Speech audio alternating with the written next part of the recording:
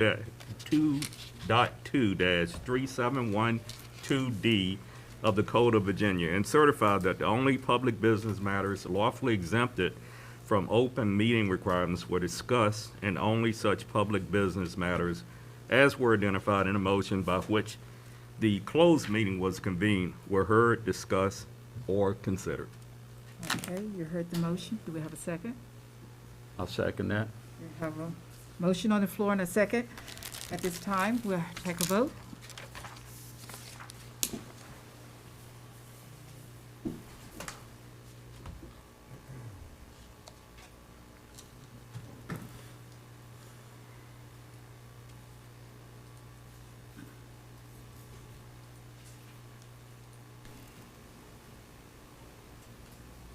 Motion carries.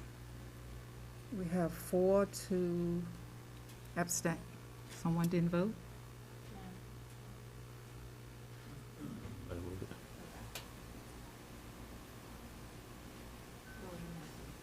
Mr. Vines. It's Mr. the Vines. 28th. Yeah, I Vote, did. Mr. Vines? Let me do it again. I could take a verbal. Yay. Okay, motion carries 5-0. Thank you. Good evening. At this time, I would like to welcome all of you to the Wight County School Board regular meeting.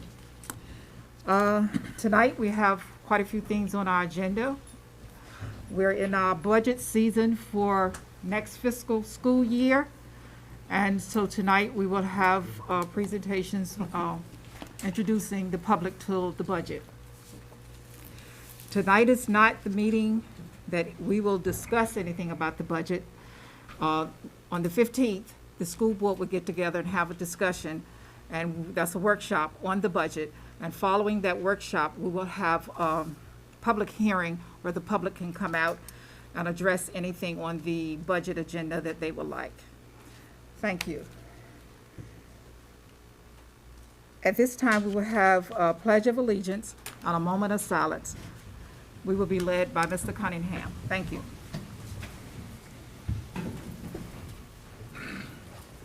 I pledge allegiance to the flag of the United States of America and to the republic for which it stands, one nation, under God, indivisible, with liberty and justice for all. Moment of silence.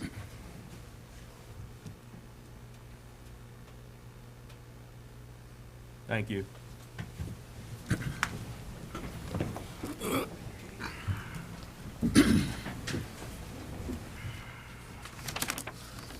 Okay, we have Mrs. Briggs with Wight Achievers. Thank you, Madam Chair. The vision for Wight County Schools is to create a learning environment that will enable every child to discover his or her unique gifts and talents. The Wight Achievers section of our board meeting gives us an opportunity to recognize and celebrate our students and staff for their unique talents and gifts. First tonight, from Carrollton Elementary School, we have STEM teacher Pamela Hall. So Pam, if you'll come up. Pam has published her first book, and I'm going to set that there for you, Be Their Warrior, helping all students succeed through culture, community, and being strong. A description of the book found on the Amazon website states, do you ever wonder how you'll bring out the best in every single student? Be Their Warrior will inspire you, stretch you, empathize with you, and empower you to be a warrior for all students. Award-winning educator Pamela Hall shares her strategies and stories for building unwavering, life-changing relationships through culture, community, and being strong. You'll gain powerful principles that reap rewards of high student engagement and achievement while enabling all students to blossom. Her book is available through Amazon in paperback or electronic form for use with the Kindle app. But you won't need to wait to purchase it, as Ms. Hall has brought a signed copy for each board member and the superintendent. So at this time, I'll let Ms. Hall distribute her book.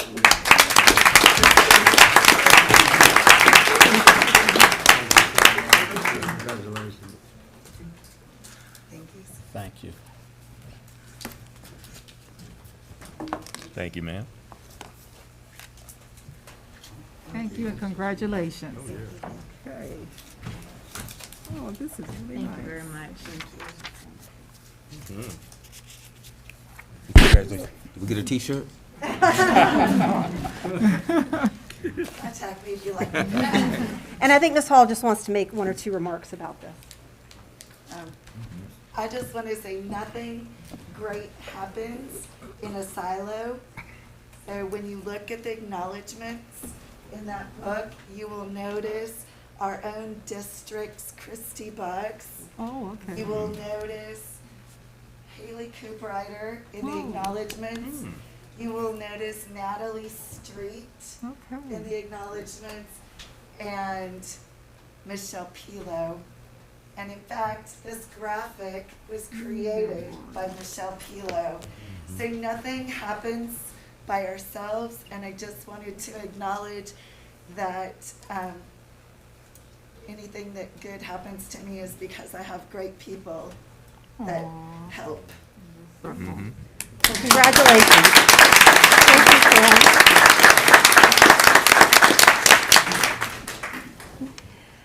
Okay. Next, we're going to do our February Seniors of the Month. The Senior of the Month for February from Windsor High is Randy Vo. Randy is a positive force at Windsor High School. While many students meet the criteria for a devoted student athlete, Randy stands out in his personable approach to staff and students alike. In Randy's 4 years of high school, he has always treated others as an immediate friend. He consistently looks for ways to make those around him smile and feel accepted. This character trait of Randy's makes him stand out amongst our students. He is a role model of acceptance and is extremely respectful and non-judgmental of others and their beliefs, even when they differ from his. He is humble, kind, and giving. Randy's always willing to help his peers, whether it's assisting students with their belongings due to an injury or tutoring his peers during his wind block. He often offers his assistance to the adults at Windsor High, too, and no matter the task, he can always be counted on to provide quality help. Quote, Randy has become a role model for the underclassmen in my class. He leads by example and often shares his experiences with the other students in the class, and that comes from Mr. Joshua Bush, engineering teacher. Randy plans on attending either Virginia Tech or East Carolina University to study engineering. And we congratulate you, Randy.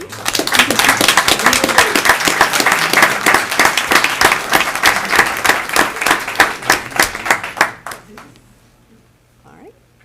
Anyone else? All right. Thank you. We wish you well, Randy. All right. The Senior of the Month for February from Smithville High School is Christiana Jones.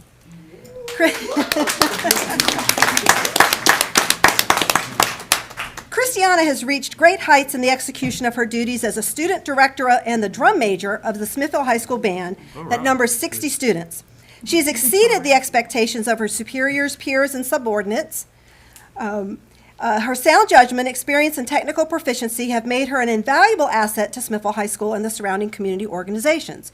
She academically maintains an A average and is a student consistent in displaying loyalty, respect, and commitment to the band and other extracurricular school activities. She is undoubtedly the most talented and skilled vocalist musician at Smithville High School. Christiana was selected this month to be the first ever student conductor for the symphonic band and the student jazz ensemble director while maintaining the drum major duties for the marching band. Christiana successfully auditioned and was selected as the winner of the soprano voice in the All-District 4 chorus. Finally, she was named a member of the National Honor Society. Quote, Christiana Jones has embodied the military saying, early is on time and on time is late. She believes that success for any event requires arriving early to manage the preparatory needs to ensure that the time scheduled is maximized. She believes this concept will breed success in all aspects of her life as it pertains to her educational growth. And that comes from Mr. Joel Joyner, band director at Smithville High, no surprise. Christiana will be attending Old Dominion University and majoring in music education. And I'm going to put you on the spot and say, I hope when you graduate, you will at least apply back to Wight County Schools. Okay. It's on tape, and we've got it here. All right. So let me get a picture really quick. All right. And family. Oh, hang on. Our grandpa here. Oh, put. There you go. Perfect. There you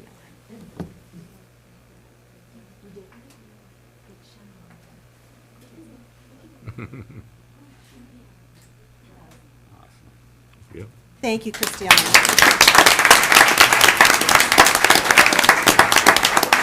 We're going to do one more with Randy with his Okay. mask off Okay. for photos, okay? Right.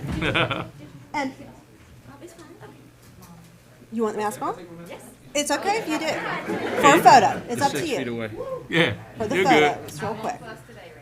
There you go. Oh, there you go. Awesome. Beautiful. All right.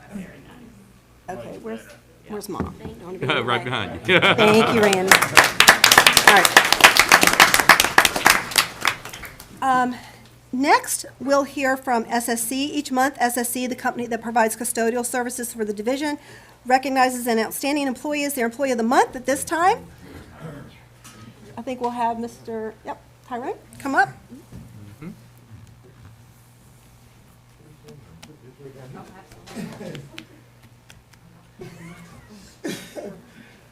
Good evening, Good evening. Evening. Gordon, Madam Chairman, members of the board, neighbors. This is my absolute favorite thing to do. Because we recognize someone who's a part of our team, who's a valuable part of our team, who helps us to continue to move forward and do those things that we're contracted to do and should be doing, and that is expected that we do. Miss Leona Batten has been.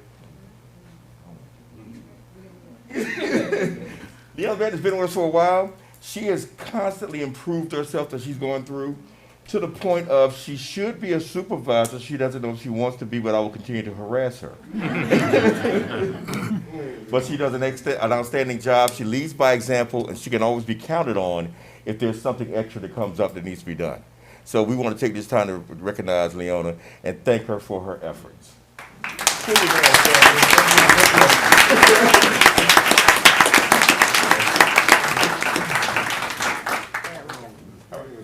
Oh, sorry, Tracy, gotta get her. There you go. Okay.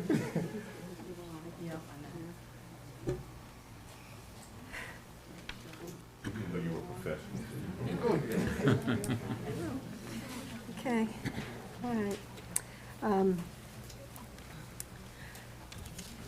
Next, we'd like to announce that February has been designated as School Board Appreciation Month in Virginia. And as citizen leaders, school board members face complex and demanding challenges, yet few people fully understand the scope and far-reaching implications of board members' responsibilities. Tonight, we would like to recognize the vital contributions of our school board members and focus attention on the crucial roles that these elected officials play in the education of our children. Their job is to establish a vision for the education program, design a structure to achieve that vision, ensure schools are accountable to the community, and strongly advocate continuous improvement in student learning. That job entails an endless string of meetings and school functions to attend, lengthy reports, agendas, proposals, and other information to read and study, and a host of difficult decisions to make. The time spent in board meetings represents just a small fraction of the hours school board members spend leading the division. They also work hard at seminars and training sessions to keep informed of the latest trends in educational leadership, are deeply involved in community activities, and spend time in the schools and at extracurricular events. Their love for learning and concern and caring for students, staff, and community drives our board members' desire to lead so students can achieve. In recognition of the dedicated service of school board members throughout Virginia, February has been designated as School Board Appreciation Month. This is the time to show our recognition and to increase our understanding of how local board members work together to provide a better future for our children. Tonight, we want each of you to know that your hard work has been noticed and is truly appreciated. We have Chairman Denise Tynes from District 5, formerly the Smithfield District. We have Vice Chairman Michael Cunningham from District 2, formerly the Hardy District. John Collick from District 1, formerly the Carsville District. Michael Vines from District 3, formerly the Windsor District.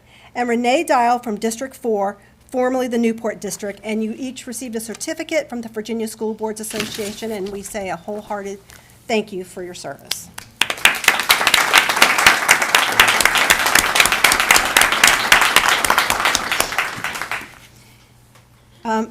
Next week is actually School Board Clerk Appreciation Week. And in honor of that week, we are recognizing our clerk, Tracy Ruitt, and backup clerk Jessica Whitlow tonight. So I'm gonna put Tracy on the spot and Jessica, they're always behind the scenes, but if they'll come up, we have a special something for them. We'll have them stand in front.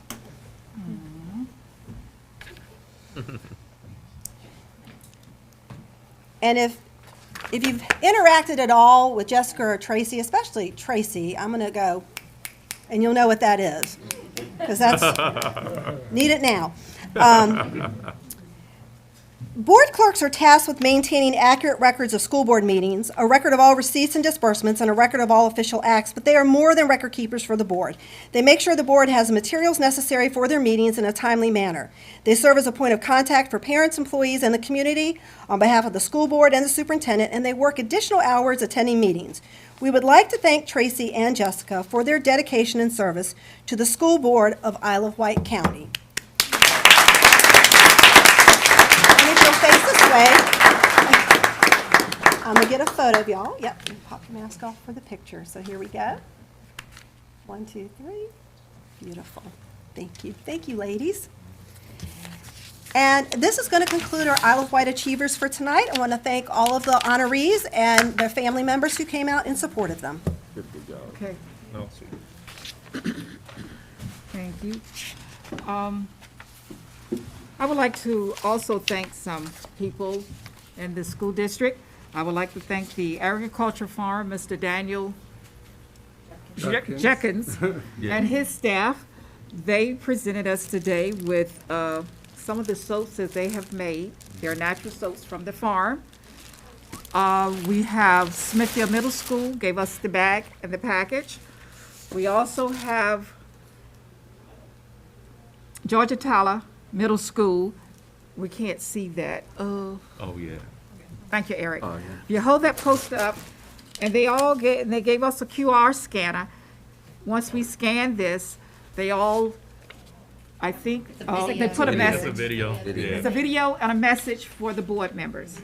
And I would like to thank all of them for recognizing us this month. If you notice, we are wearing red tonight as well, and the reason the board is wearing red is to represent National Heart Month, okay?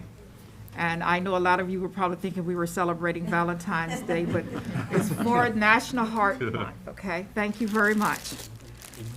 At this time, we will, before I move on, I do want to say this. I was watching TV one night last week, the news, which that's about the only thing we get to watch right now, is WTKR Student Athlete of the Week. We had 2 young ladies from Smithfield High School. They were the dynamic duos.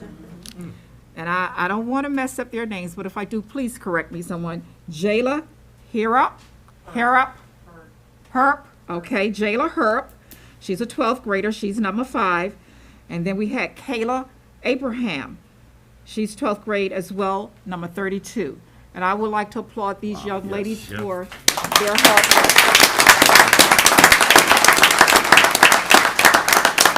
Thank you. Okay, at this time, we're going to have a special presentation from, is it Smithfield High School? Okay, Smithfield High School.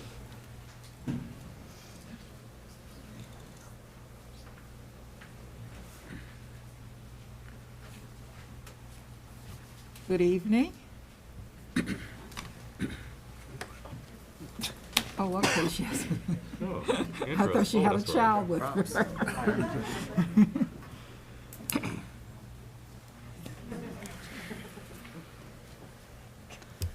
Good evening, Madam Chair, members of the board, and Dr. Thornton. My name is Amory Wappelhorst, and I'm a student at Smithfield High School. My classmates and I would like to talk to you about our Vehicle Safety Inspections PBL. We are part of Coach Riddick's, driver education class. My name is Sophia Hewitt. My name is Alora Wooten. My name is Jordan Brazil. My name is Meredith Papel.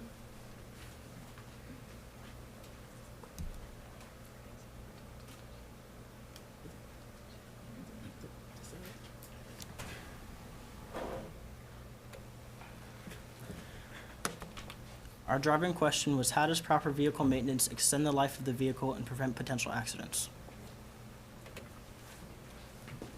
We started off this process by researching and creating a list of helpful and typical inspected safety procedures. Then we created a safe route among the school parking lots for students to be checking the cars. Then we got our teachers to volunteer their cars so that we could inspect them. And then lastly, we gave the teachers back their feedback and we analyzed the data.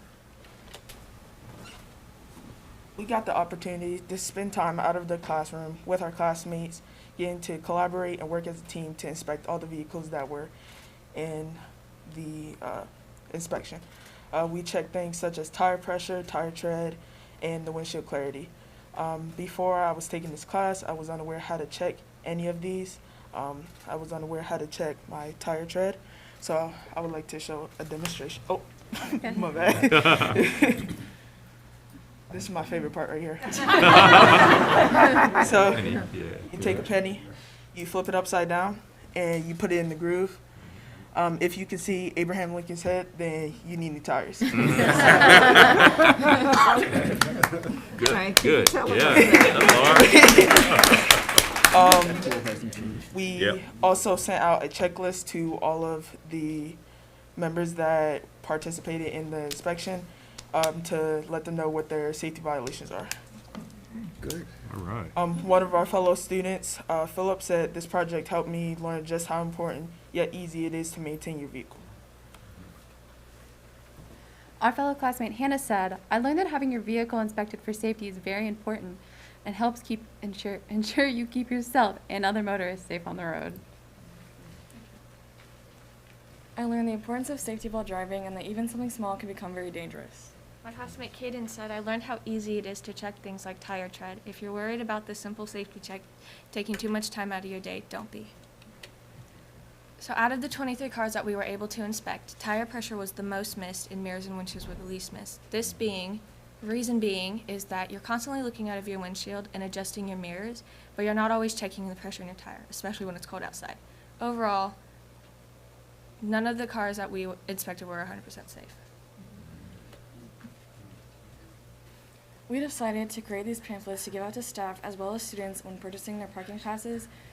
My classmates and I worked on this project throughout the course of several weeks and we made multiple drafts until we were finally satisfied. We would now like to hand out the pamphlets that we made.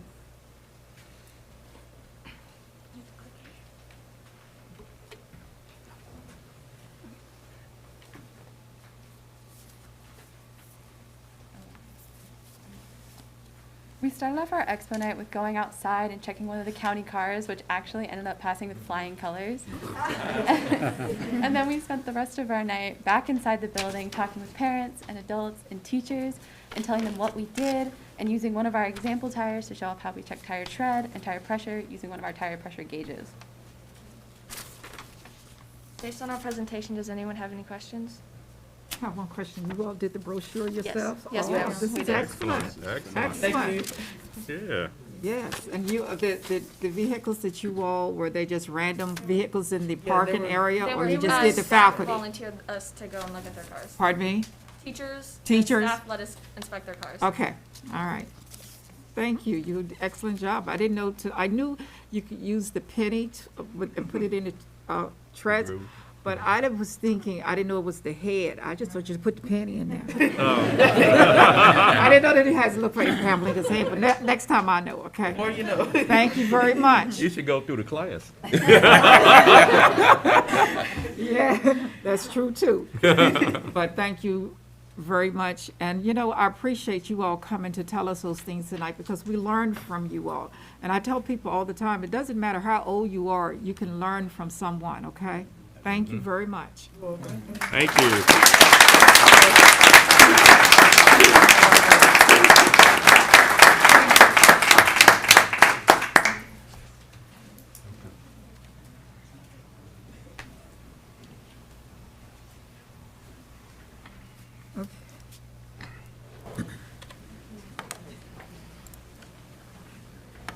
Okay, at the beginning of our meeting tonight, we amended our agenda.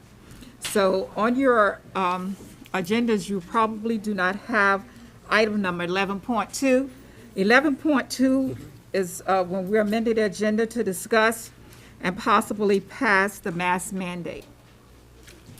Okay, at this time, we'll open it up for discussion. If anyone cared to discuss it. Certainly. Yeah, this has been a very contentious issue in the county for the last few months. And as you know, can everybody hear me? Okay. As you know, the Senate passed Senate Bill 739. It's going to the House. And the governor expects to sign it next week or in a couple weeks and fast track the bill so that he can implement it on March the 1st. However, for him to implement it on March the 1st, it also has to go back to the General Assembly, and both houses have to vote on it to approve that. If either house fails to do that, then the date for masks to be for parental choice is effective July the 1st. So I think a good compromise is for us to go with what the governor has said, March 1st, for the county to remove the mask, or give parents the choice. If you still want your children to wear masks, obviously they would be able to. And then we would implement it regardless of how the General Assembly votes, if that's how we vote. So after everybody has a discussion, then I'll make a motion. Okay, thank you, Mr. Colick. Thank you. Any more discussions? I just wanted to say that well, we all know what came down the day before yesterday. We had, some of the board members had discussed it, not in a group, one-on-one, something like that. And we were thinking about maybe in spring break, deciding to do this anyway. But the General Assembly is going to take care of that probably. They stepped up the day before or a month before we did that. We said, hopefully spring break was going to be springtime. Everyone would go out and take a vacation, their spring break. We'll come back and we will have the parent option. Those that want to wear masks can continue to wear masks. Those that do not, they do not have to wear masks. But at this time, if no other board members would like to discuss. I just wanted to say, if we vote to lift the mask mandate on the 1st of March, the students will still have to wear the mask on the buses coming in and going home. Right. The teachers still have to wear the mask. That's out of our control. OSHA has them wearing it. But the parents and the students, when they're at school, the parents can, have them come out in the morning. If they ride the bus, wear the mask on the bus. When they get to school, they can take it off. Their option. If you want to keep the mask on, that's fine too. We're going to let y'all choose that. The numbers are coming down, looking at CDC, what they're saying. So we just want to do what's right. And that's all I have to say on that. Dr. Thornton, do you? I like to say, Okay. Go ahead. I'm sorry, Mr. Vines. ask just one thing. If this is if inevitable is going to happen, why wait 2 weeks? Why not do it now? Okay. All right. The reason why we want to wait the 2 weeks, what's on the floor of the General Assembly is just for parents and students. That's the act for them. This is a school board, all school boards. We have to think about more than just students sometimes. We have staff as well. We have a lot of staff members that may have medical issues. We don't know them personally, but we're sure they have medical issues. Some of the staff members have to care for people, or they live with people with medical issues.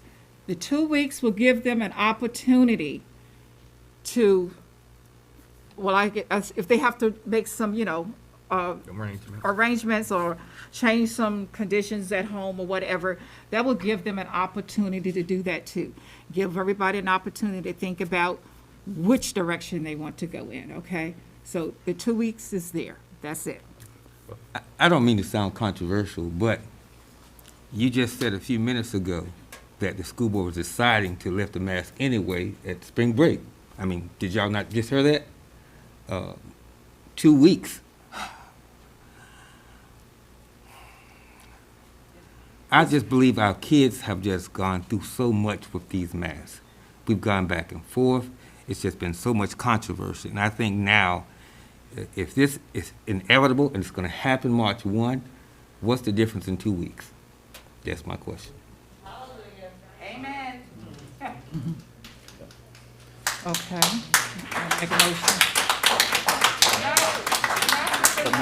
motion. Excuse me. We're in the middle of a discussion. No applause right now, please. We appreciate that. Thank you. Hi, Madam Chair. I will make the motion that effective March the 1st, we will implement parental choice regarding the masks, no matter how the General Assembly votes, in Isle of Wight schools. Second. We have a motion on the floor with a second. Any more discussion? Any concerns with the motion? Hearing none. At this time, we will take a vote. Madam Clerk, do we need to do a verbal vote, or do you have it in? Okay, thank you.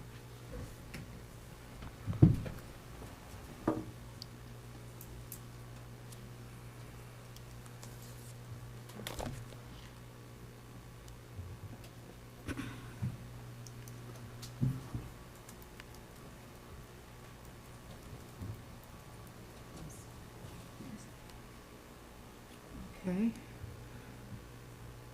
All right, the motion carries. The vote is 4 yes and 1 nay. Thank you. All right. The next thing on the agenda is request to speak. Madam Clerk.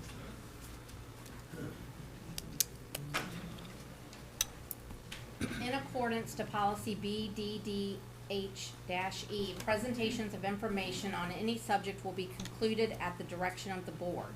No person will be recognized to speak more than once. Citizens scheduled on the agenda to speak will be permitted 4 minutes maximum time for their presentation. Delegations will be requested to limit their speakers to 2. Persons speaking are asked to be specific, state the issues for the board's consideration, and attach a copy of your prepared remarks. If you have prepared remarks, they should be given to the board clerk. Please do not approach board members. Any matter relating to a specific student will be heard by the school board only in a closed meeting. First, we have Herb DeGraw. Excuse me a second, 1 second, Madam Clerk. Officer at the door, would those citizens like to come in and have a seat? We have some seats now. The choice is up to them. I just want to let them know we do have some seats in here available if they would like to come in and join the meeting. We're going to give them a chance, Mr. DeGraw, to come in.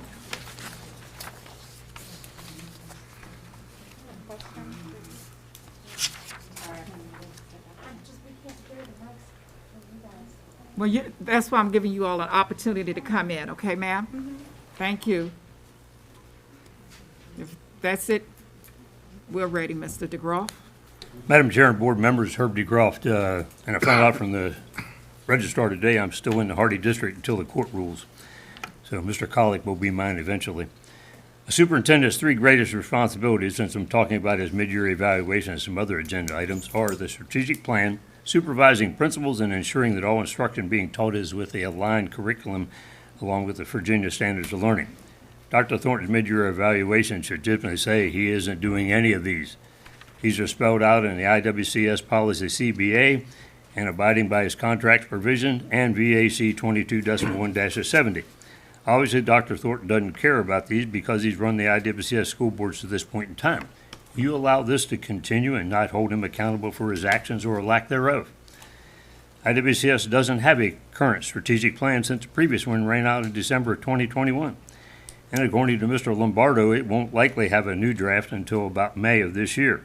That'll be 9 months without a plan, and this is against IWCS policy and Virginia law. Years ago, for an example, in September 2016, it was noted all schools developed and implemented lesson plans with the 5 Cs embedded in all curriculum. That was impossible since the plan wasn't approved until a year later. So, that's the problem we have, and it's not the first time that Dr. Thornton's been involved in falsifying documents. Right, Dr. Thornton? We know he has never supervised IWCS's principals for 7 years because he said so at the 9 December board meeting. Remember? He said, Mrs. Getz has 9 reports, 9 principals reporting to her. Board, I say to Dr. Thornton, I have that portion of the video saved so that if you want to do something with it, as you've done with some other public records violating FOIA again, I have the unaltered one. A superintendent's to enforce school laws. We know that's not true when it comes to Dr. Thornton because VAC 22.170 states powers and duties of the superintendent generally. A superintendent will perform such other duties as may be prescribed by law, by the school board, and by the state board. And a superintendent oversees planning and evaluation of curriculum and instruction. Dr. Thornton appeared to have a plan all along that he and Executive Director Guts wouldn't do anything for 7 years and then pick up the phone and call Hampton City Public Schools and buy their curriculum for $66,000 of us taxpayers' money. Right? Board members, please take action this evening like you did for your board clerk and have the superintendent sign that AASA Code of Ethics. If you don't, you'll show the community again who works for whom. The key word for organizations and leaders is trust. Presently, most on this board and the superintendent are not trusted by the citizens. Incompetent behavior some exhibit at each board meeting and some's interaction with us citizens cement this. The board voted on the 6th January to table discussion on protocols till this February regular board meeting. Somebody lied to the public. Y'all drove to Charlottesville and VSBA to escape public view and discuss them there. Provisions have been made, right? The pending protocol changes once again inhibits citizens trying to get documentation. Say, even Mr. Pack told you shouldn't do that. VSBA training was not identified as regular special board meeting because it still conducted business. Lastly, on 22 January, I received a letter unsigned marked Wight County School Board with no comments, and I don't think you all even knew about that.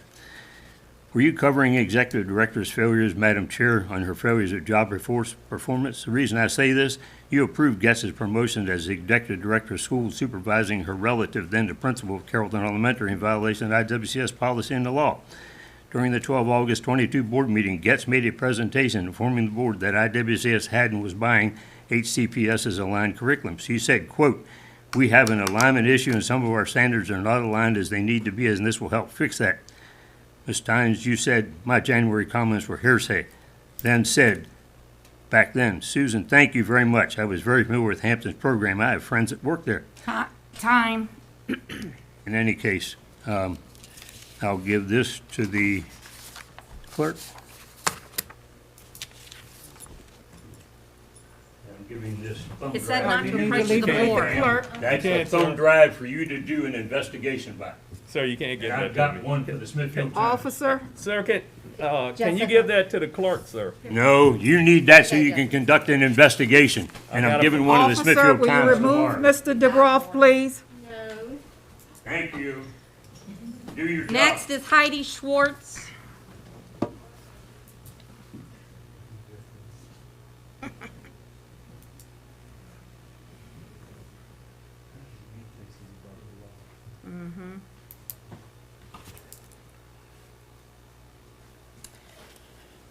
Good evening. After reviewing the school board policies, I had some concerns. P1, 48-hour notification for agenda items. In the event of a last-minute citizen notification to a board member, will the board member still be allowed to add to the agenda, and will notification not only be notified to board members but updated to the citizens also? P13, the board member will reach out to the chair with a request to add items to the agenda. The board chair and the superintendent can postpone those items. To me, since the superintendent's not a member of the school board, why does the superintendent get to have the decision of postponing an agenda item by an elected official? Why is the superintendent creating the agenda in the first place? They should be submitting items to the board for agenda, not creating the agenda. If this needs to be a two-person decision, shouldn't it be the chair and the vice chair at minimum to postpone items? P14, communication between board members and staff. It states that board members should not be communicating directly with staff with requests for information. Requests from the board should go through a chain of communication, meaning the superintendent.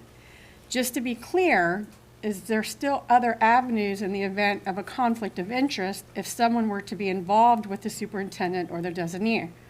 Otherwise, it appears to be undermining your position and setting up more complications for those working under the superintendent or their designee. P15. I believe this to be one of the most important ones for the constituents of Wight County. Responding to the staff or community comments outside of the board meetings. We've been told, send us your emails, we will respond. And again, I've sent emails, but I don't get responses. I followed up after last meetings with suggestions on improving 2 protocols, the KLB and the instructional materials. I haven't heard anything from board members. I did hear something from the superintendent. This states that board members will refer comments and concerns through the chain and communication starting at the lowest level applicable. Are the board members not allowed to assist directly with the citizens that they represent? That's my question. What is the lowest level considered for the chain of communications? Is this a person? Is it letters being received back from you guys? Is it emails? What? The school board, after we speak at meetings, we really don't get letters anymore. We get a form letter. I'm not sure who it's coming from. I'm not sure if it's the clerk. I don't know where these letters are coming from. It's coming to the fact that it seems like parental and citizen involvement's not respected or wanted unless it's a puppy dog wagging its tail. The school board was designed to represent each district and was fought for by individuals to become elected position. My question is, does some of this protocol strip some of your obligations away? You're supposed to be representing for the people that elect you into the position to govern the public school system that their tax dollars go to and the children and the staff that attend and work in Wight County. 1 minute. I'd like to add that as a Windsor citizen, I was appalled by my representative Tuesday evening to have Mr. Vines invite someone who does not currently live in Wight County to speak, and then have a citizen removed who does live in the county, and then later allow another individual from that same area as the person he removed. It speaks volume of your double standards of transplants and what I think is white women. And to allow this fellow board member, Mr. Colick, be called a white supremacist when Mr. Colick only stood up by your side defending him in regarding questions aimed at Mr. Vine's retransplantation into Windsor. On the January 13th school board meeting, Mr. Vines threatened to have anyone who texted him removed from a meeting. A week later, he sat through a meeting texting many people. I could go on, and I'll finish with this. I look forward as a Windsor constituent collecting signatures to put Jason Marsh on as a candidate against you, Mr. Vines. And I have signatures for any voter in the Windsor district that would like to sign it. Thank you. David Adams.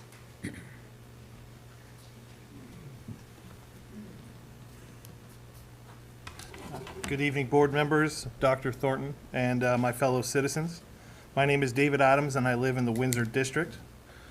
During the town hall meeting that was hosted at Windsor Elementary School on Tuesday, February 8th by Mr. Vines and Mr. Colick. Excuse me, Mr.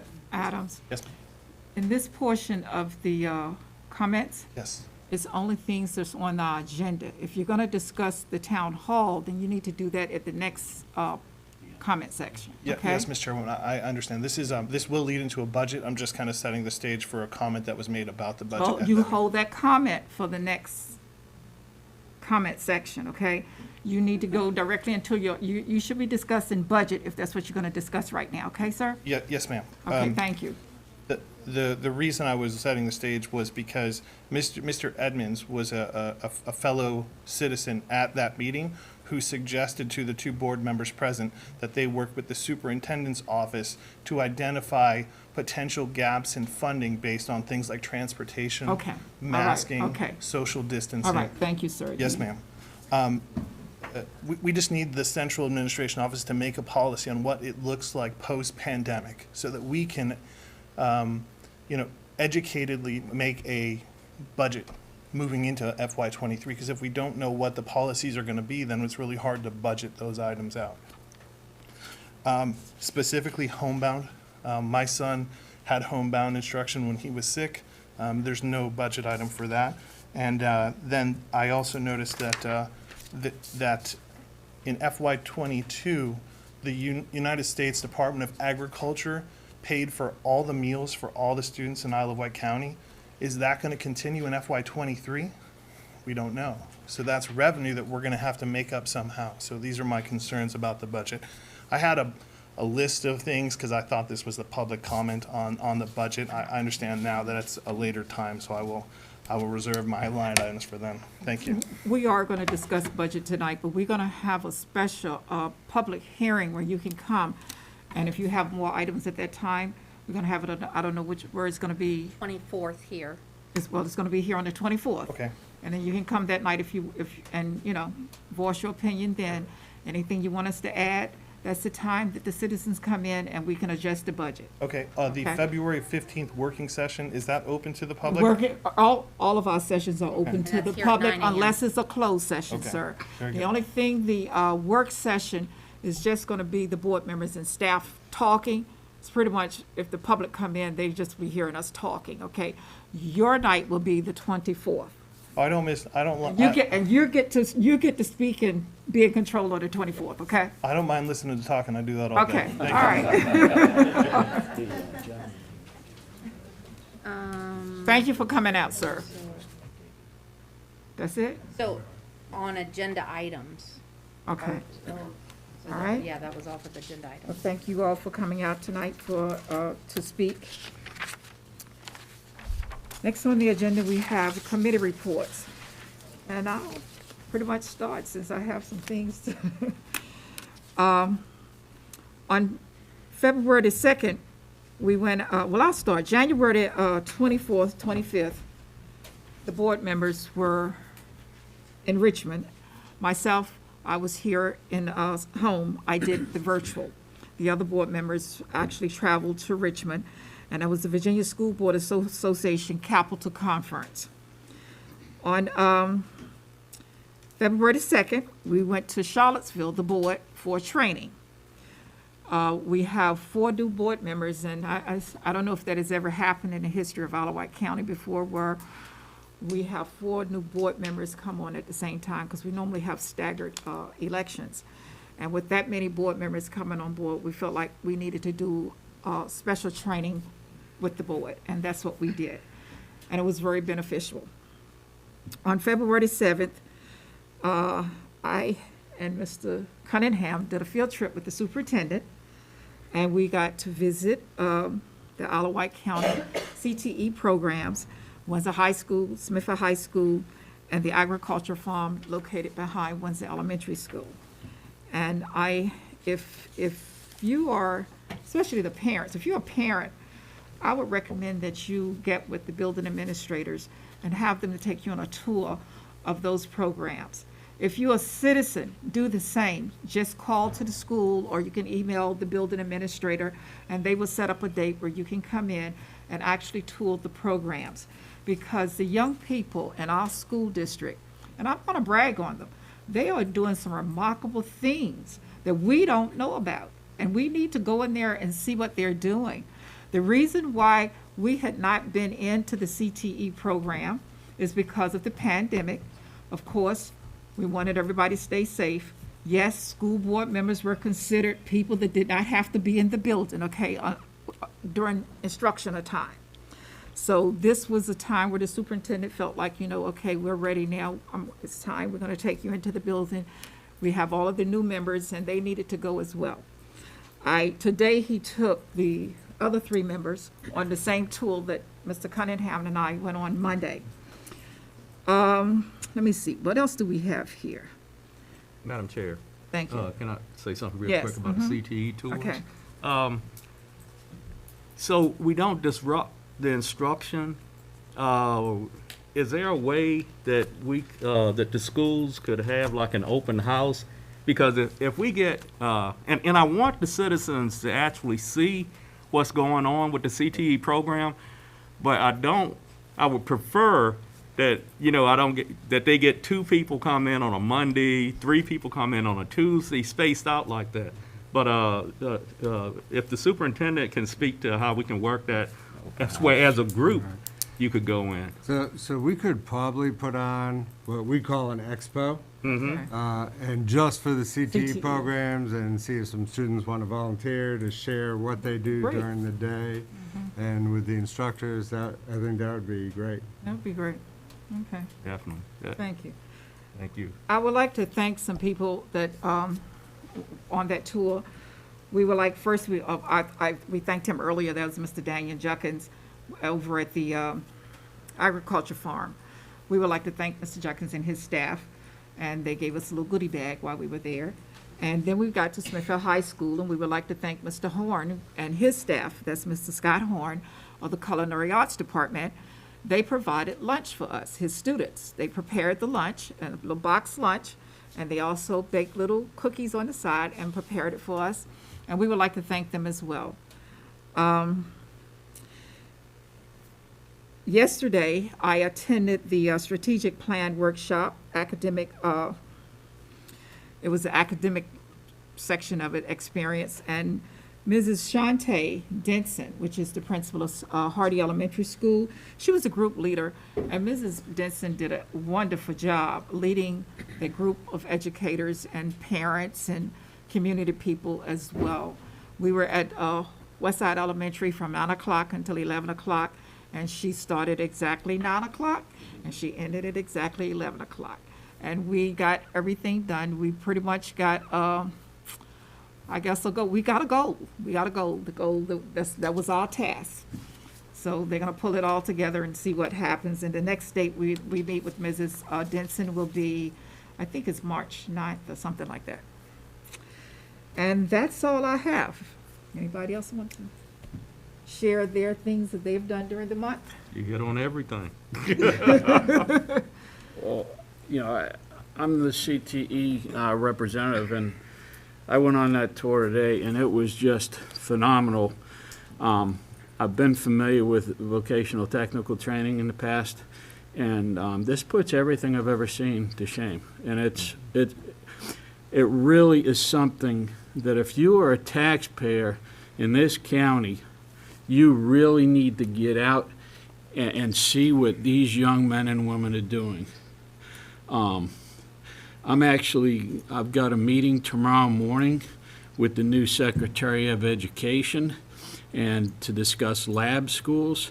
And this is one thing that I am bringing up is we've got lab schools ready to go. We've almost met all the criteria that's being developed so far. We are in a very unique position with setting our children up for success in the workforce or in college, their choice, but a lot of kids are going to come out of school with a trade and a diploma that will get them into the college of their choice. And none of this existed 5 or 6 years ago. This was the brainchild of Dr. Thornton, and I think he deserves an awful lot of credit for that, particularly since more often than not, he's being attacked. But this is really Dr. Thornton's brainchild, and it is far better than anything I have ever seen. So please get out and see that when you can. Thank you. Thank you, Mr. Collett. Thank you. Anyone else like to speak? Okay, Mr. Well, Cunningham. Actually, to add on to what Mr. Collett just said, most of the equipment, the welding class and the other classes, CTE classes, most of those pieces of equipment that are being used did not come out of your tax dollars. Dr. Thornton actually went out to industry and they donated that equipment. So, I mean, really, we should thank him for that, because if it wasn't for him, we wouldn't have that equipment, unless you want to pay more taxes every year. I mean, that's, but really, when you come out and see the equipment that these students are using and what they're learning, it's unbelievable. I mean, I was very impressed. And I'm an industrial arts technology education major. But that was a long time ago when I went through. But to see what these kids are doing now, your kids, your young ladies, your young men, is unbelievable. Go see what the nursing program they have. It's unbelievable. And the culinary arts, oh, whew, yeah, I went twice. That's all I got to say. We went back today. Oh, yeah. Monday and today. It was really a delicious meal. Yes, yes. Okay. Any Thank more you. concerns? Mr. Vines, Ms. Dow? Okay, all right. Thank you. At this time, we'll move on to 13.2, and that's the board protocols. And we worked together on that as a group and formed them. We tweaked some of the ones that we had, and we added to the ones that we've added a few more to the list. And that's what we did in our training session when we were in Charlottesville. We need to make a motion to approve those protocols, unless someone would like to discuss it. Any board member would like to discuss any of them? Because we had an intense discussion that day. Madam Chair, if I could. Yes. There's been a number of people reaching out to me for clarification on a couple of these, particularly P15. Okay, board members will refer comments and concerns through the chain of communication starting at the lowest level applicable. Folks, this does not mean do not contact your board member. If you have an issue that falls under the purview of the superintendent or principal, we will guide you through that. Hey, we need you to go back to the teacher and talk to the teacher, talk to the principal, fill out a KLB form. Let us know, okay? If you live in the Carsville district, I want to know about that so I can kind of watch what's going on. But we do not have the authority to step in and say, Dr. Thornton, you will fix this. He's got way too much other stuff to do anyway. So we're here to help you and guide through fixing things, but we always ask that we fix it at the lowest possible level. So if you get in and you talk to a teacher, you have the meeting of the minds, everything's fixed. If the teacher disagrees with you, okay, you go up to the principal. This is not meant to tell anybody, do not contact your board member. It's the exact opposite. If you have an issue that you need to talk to your board member, by golly, call, send us an email. Okay, I'm not speaking for every board member, but I will respond. Okay, thank you, Madam Chair. Madam Chair, I just wanted, yeah, definitely, that does not mean you can't send us emails. I understand sometimes we don't get back to you immediately, but we try to get, I know I try to get back to you with some kind of comment, at least acknowledge that I received your email. Usually when you email us, and from what I understand, we're getting phones tonight, so you'll be able to call also. And I don't know if, I mean, your tax dollars are paying for the phone, so you should be able to call us. But, I don't know my number, though. well, no, none of us know the numbers yet. But yeah, please contact us. And I've been seeing that, contact us, whether we're doing good or bad, because I've gotten good and bad emails. But, I mean, and we were told in Charlottesville, one thing, if somebody's satisfied with what we're doing, then you won't hear anything. But if you're dissatisfied, that's why you get all these emails. So, I mean, it's nice to see that we're doing something right sometimes. So I'd appreciate a thumbs up, and I'll take the thumbs down. And what we do, you have to understand the responsibilities of the board and the responsibilities of the superintendent and the responsibilities of the principals at the schools.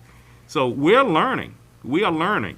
So when we get something in, if we don't get back with you, we're passing it down to the next level, the superintendent. Then the superintendent will pass it down to his staff. And so it may take a week or so for you to get a response. But, I mean, we're not ignoring your emails. I'm serious. You may think we are, but we're not. We're trying to figure out where do we send this? And most of the time, it is to the superintendent. And he runs it down to his staff. Right there. That's all I have. Okay. That's it. Yeah, And- yeah, there it is, right there. You talking about P14? Okay. Yeah. So we're not gonna read through all of these because you have these. So take a look at it and email us. Yeah. I mean, and there they are up there too, if you wanna, Yeah. yeah, Okay. take a look at it. No comments? I just wanted to say, Mr. Cunningham brought up our phones. We will be issued those phones at the end of the session to the meeting this evening. Look up I guess go to the school board website. Our IT staff will update that. I'm not gonna say it's gonna be updated tomorrow, but hopefully it will be updated within 5 days, okay? That's a week of, we're gonna have phone numbers there, so you can call us now. If we don't answer, please leave a voicemail. Yeah. definitely. Because in our protocol, we said we will actually respond through email as well as phone. So now we have that. And I'm gonna tell you, sometimes if it's spring break, holiday, or something like that, we're not taking the county phones with us, the school board's phones with us. So just leave a voicemail, we'll get back with you, okay? So, any more concerns? Okay, at this time, we'll move on. Oh, we need an action. Oh. We need an action on the protocols. Madam Chair, I make a motion to adopt the protocols as written. Second motion. Okay, we have a motion and a second to adopt the board protocols as written. At this time, we've already discussed, so at this time, we'll take a vote.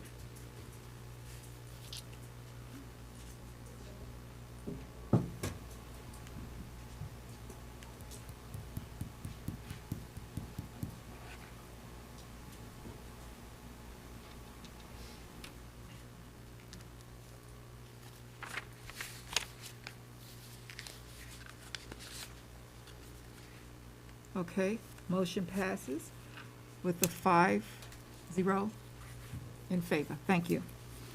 All right, we'll move on to the next item on the agenda, Superintendent's Code of Ethics.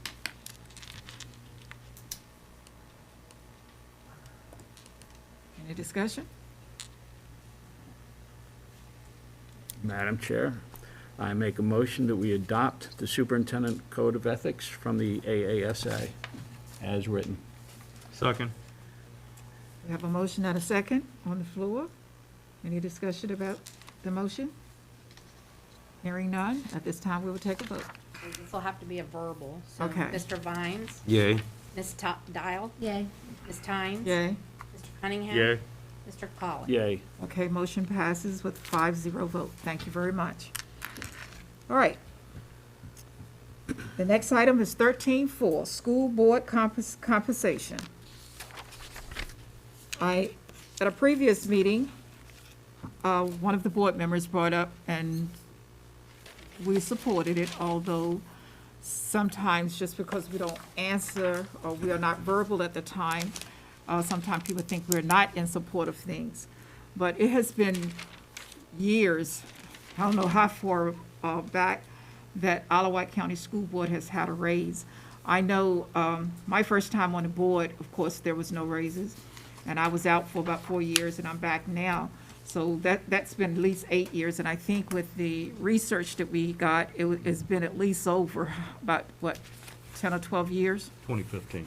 2015 was the last time, and that was the chair of the board got I think it was $500 raise. So, yeah, Madam Chair, Munis is our budgeting system. Okay. And that was new in 2005. And there Okay. has not been an increase Since since then. that was put in place. We couldn't find any historical data past that. W. So it's been at least since See that a second. before 2005. Information from it. Okay. We had staff as well to check with other jurisdictions close by to Wight County. And some of the jurisdictions they checked on, they were, I'm just gonna read a few to you. Franklin City, Gloucester, Hampton, Newport News, Isle of Wight, Southampton, Suffolk, Surrey, and Yorktown. And Franklin City, the board member salary is $2,560, the board chair $4,050. The county of Gloucester, which is pretty much the size of Wight County. Madam Chair. We just Oh, posted I'm it. sorry, it's up there. Okay, so they can see it. If you notice, Gloucester, well, I'm gonna just tell you, Gloucester is about the size of Wight County, except we have more schools and more students.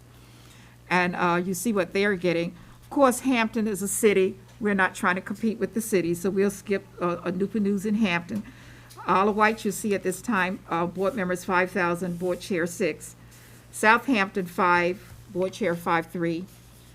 Suffolk City as well, Surrey 6 and 7, and York County, Yorktown is 9,000, and Board Chair 10.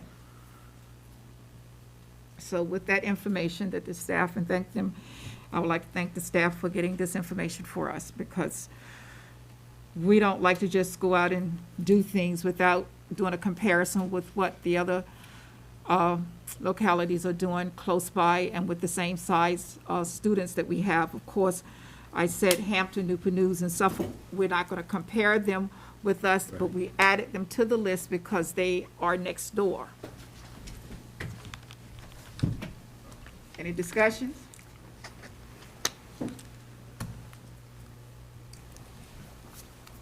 I thank you all for researching this information, since I'm the one that brought this to the boards and to the county's mindset. And I think we'll be in good grace and in line if we will look at what Yorktown is getting, and Gloucester. That's looking at an increase for our Wight County School Board. Do we have any more concerns from board members? Yeah, Madam Chair, I would rather see us vote on this as we get closer to the time frame that it could go into effect, because we've got the citizens here who really are going to write our report card, whether it's through emails, through editorials in a newspaper, and through one-on-one contact.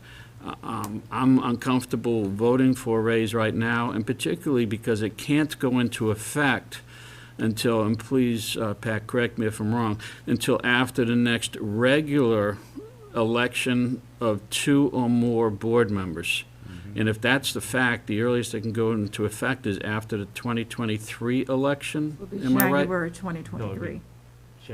January 2023, the election of 2022, because we have a special election because. That's my question. Does a special election? So, Mr. Colleague, that's a good question. I did research this. Yeah. There is no AG's opinions on it. The code, if you look at the code itself, it just says that a local school board representing its county may establish a salary increase prior to July 1. So if you're going to do this, you got to do it before July 1. Right. And then right. the second thing is that if such board is elected or appointed for staggered term prior to July 1 of any, in which at least 40% of such board members are to be elected or appointed. So it just says elected. Okay. It doesn't qualify with special election or not special election. So my reading, this is just a plain reading of the statute. I would say that it qualifies because there's no qualification of it only has to be a regular election or a special election. It just says election. Okay, so before July 1st of this year. That's right. Would qualify. Thank you, sir. Yep. And so I still think it's premature at this point until, till we get some work behind us. Yeah. To be honest with you. So I'll be voting no if it comes to a motion. Okay. All right. Chair, Mr. Cunningham. I would prefer to look at, instead of this voting on an amount, to have a work session and discuss a percentage of a raise instead of just, going for a solid figure. And to table this until we can have that work session and discuss it with the public watching and listening to what we're saying, and discuss that before we just vote tonight and just vote for a raise. Because I'm sure we're gonna hear that that wasn't right to do it that way. So I mean, discussion is always good. And with the community hearing what we're talking about and maybe explaining what we do with our jobs, maybe it won't go over as hard. So I prefer to not vote on that tonight, or at least to table it. Okay. All right, so I tell you what we'll do. I'll assign a committee, and we're gonna have a work session. I will assign Mr. Collick and Mr. Cunningham to do the, I guess, the figures, the work, and bring it to, and give us some options, okay, that we can discuss, all right? Yes, ma'am. And at this time, we will table that item. Is that okay with Mr. Vines and Ms. Dow? Perfectly. Okay. It has been agreed that we will table the item in the future. We got it. Thank you. Thank you. All right. At this time, we will have the financial presentation. And this is what we look forward to this time of the year. This isn't the budget quite yet. Oh, I know, but we look forward to this time of the month. Thank you. Very good. Good evening, Madam Chair, members of the board, Dr. Thornton. Well, in your packets was included certainly all of your financial reports, the check register, but first and foremost was what we call our large ticket items. Yes. And there were two that were on the list. The first one is we bought through school specialty. They're called full option science system kits, or FOSS kits, to supplement our science curriculum. And we spent just over $47,000 for these FOSS kits. Secondly was a special ed bus that we bought from Bluebird Bus Sales, $67,236. So between that or your check register, were there any questions on those? No, we have to have the buses, so. And secondly, for your financial reports, our revenues ending January, our revenues did exceed our expenditures to the amount of $8,300,000, so that's good. Our cash flow is solid. In terms of percent of budget spent is at 59%, which does exceed last year's percent at this time. I do need to remind you, our spending was down significantly because of the pandemic. Last year at this time was 56%. So it's close, but it is higher than last year at this time. Are there any questions on your financial reports? Good. That's all I have then. Are there any questions for Mr. Kempsner? Thank you very much, Mr. Very good, Kemp. thank you. Thank you. We'll see you later. How true. Okay. Next, we have 15, support services. Is that Mr.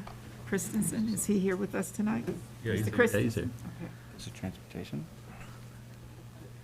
Oh, we're gonna have, okay. We're gonna have Mr. Mordecai with us tonight. Oh, okay. Good to go. Transportation. Hold on.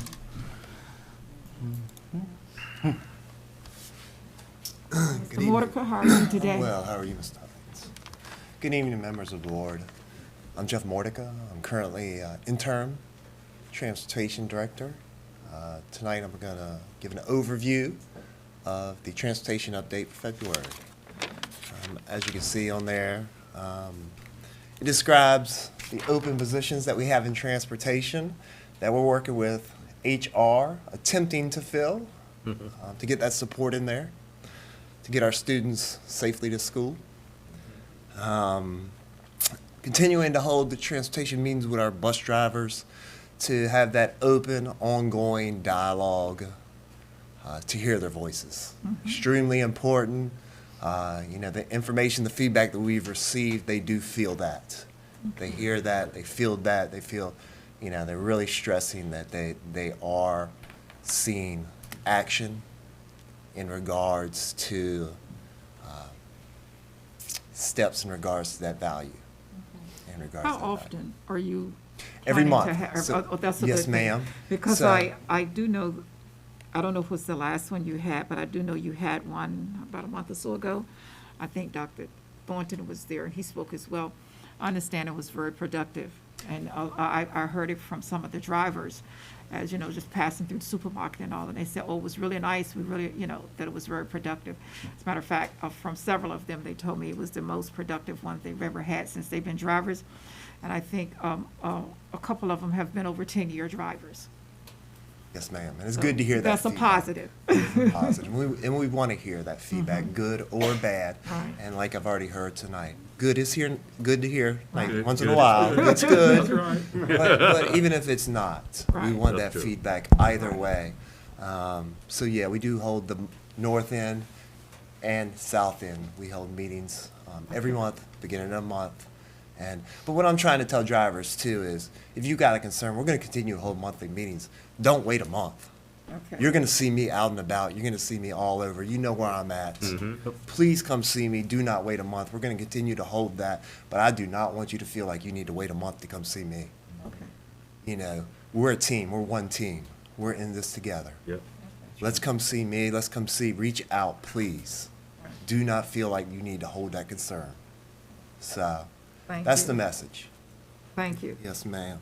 So, and there's a couple celebrations I want to make sure I get to in here. We are continuing on with a bonus that was already put out to our drivers that we're continuing on. Even with these difficult times, there's an attendance bonus for those drivers who meet the criteria. And for the first semester, even with all these challenges and obstacles in place, and we've seen with, you know, the sickness that's in place, we still had 25 of our employees who qualified for the attendance bonus pay. Oh, okay. So yes, there are challenges, there are difficulties, people are out sick, but we still have people reporting to work daily Oh, and coming to work. And yes, we do have a lot of people who needed to miss time because of the illness that's out there. Yes, sir. Yes, sir. I do have a question. When you have a driver who gets exposed to COVID while at work and has to stay out of work for 5 or 10 days, do they still get credit as if they had gone to work during the time they are out for that bonus? No, sir. If they're out, just like if they were out for any other illness, you know, people who get any other illness, they didn't want to be ill either. Right. You know, I got ill of another illness. I didn't choose to have that illness either. Thank you. I didn't plan to catch that illness. I didn't plan to catch this or that illness either. So, you know, with that, you know. Okay, thank you. Yes, sir. Another thing, and I heard y'all referring to it, was the culinary. And this was really great feedback on this. You were kind of speaking to that food in that program. Yeah, so they did a day where the kids came in, a service learning for the kids. They got to work on their skills, but even bigger than that, I think more important, working on their skills, is that service learning and giving back and supporting others. And they did that. And they prepared a meal, and it's in there. It talks about, you know, they prepared pimento cheese, Rit crackers, old-fashioned chicken and dumplings, mixed berry cobbler, and they had neat little messages on there. Yep. You know, handwritten, keep on rolling, thank you very much, handwritten out, packaged very nicely, put out for the drivers, for them to come in and pick up when they could during their routes in between or whenever was convenient for them. That was a huge effort on the parts of the whole culinary program. Big shout out to Chef Horn, his kids, you know, and like I said, yes, they were working on their skills and the packaging and the preparation and what it takes to prepare and advanced preparation and to get ready to be able to do that all in one day, you know, what that takes, but then the acts of kindness. So huge, and we want to thank them for that, and it was certainly received well from our drivers. thank So you. that's it. Do you have any questions for me? Fine. Oh, I had one question though. While you're standing there, right now, how is the transportation department as far as people being out due to illnesses? Are they back full, or? I would like to say that, but no, ma'am. So Okay. we did have a little period there where, you know, when we got back, it was. I know, I understood was- that one, right. It But- was large numbers, and then we had a little dip there where we started to get some drivers back, and it spiked back up. So You know, so this week and maybe last week, that's what I'm thinking about. yeah, I mean, this week we've had a number of drivers out. Okay, Yeah, we've had some drivers out this week, and it's gone. The numbers have increased, and we can't predict that. You know, what we are doing though is we have a tracker where we're tracking out 5-7 days of the ones we do know. Okay, we know these drivers are out the next 5 days. They have COVID. We know they have to quarantine 5 days. So we know these routes are going to be out for 5 days. What are we doing to cover these for these next 5 days? We know that this route we need to cover. Let's not just cover for this day. Let's have these drivers go ahead and cover these 5 days so we go ahead and have this covered. Now, we don't know, okay, who might call in tonight or tomorrow morning because they got sick for something that we didn't know about was coming. COVID's So- not the only thing. Yeah, COVID's not the only thing, and they could Right. find out in the middle of the night they don't feel well well and call us, and we got 2 additional drivers out that we didn't expect. Okay. So all of a sudden, we got 2 more, and that could have a domino effect on other routes. Yep. So you may say, well, you knew about this. Well, we didn't know about this, which then impacted 2 additional routes that we thought we were going to have that we didn't. And we had to make adjustments on the fly at 5 o'clock in the morning. Okay. So yes, ma'am. One other question. Do you supply your drivers with the N95 type mask? We just got, matter of fact, we just got some delivered down there. We've issued them out. So they have these right here. As a matter of fact, I just grabbed one to kind Okay. of see how this one feels. Okay. Actually, they were delivered to Ms. Whitlow, sent them down to us, and we've got them issued out to drivers. So Okay. the ones you see in my hand are the ones they have. Yep. Thank you. Yes, ma'am. Because I had noticed some, when I was coming up here today, I noticed they were not the N95s. So actually, they had one like Ms. Clerk has on now, those Yeah. types, yeah. And they, you know, of course, they said they don't fit as snug, so I'm thinking, you know, if they had the ones that fit snug, maybe we could help some. Yep, so those are the ones they were wearing, and we just got those sent down. I think it was earlier this week, and so we've issued those out, and they're getting to designated drivers who are now issuing those out to all the drivers. Now, okay, now I want to let the parents know that those masks, the N95s, are for the drivers. Now, if the students get on the bus, they will probably still have the normal one that they would give them, okay? We want to make sure we keep our drivers healthy.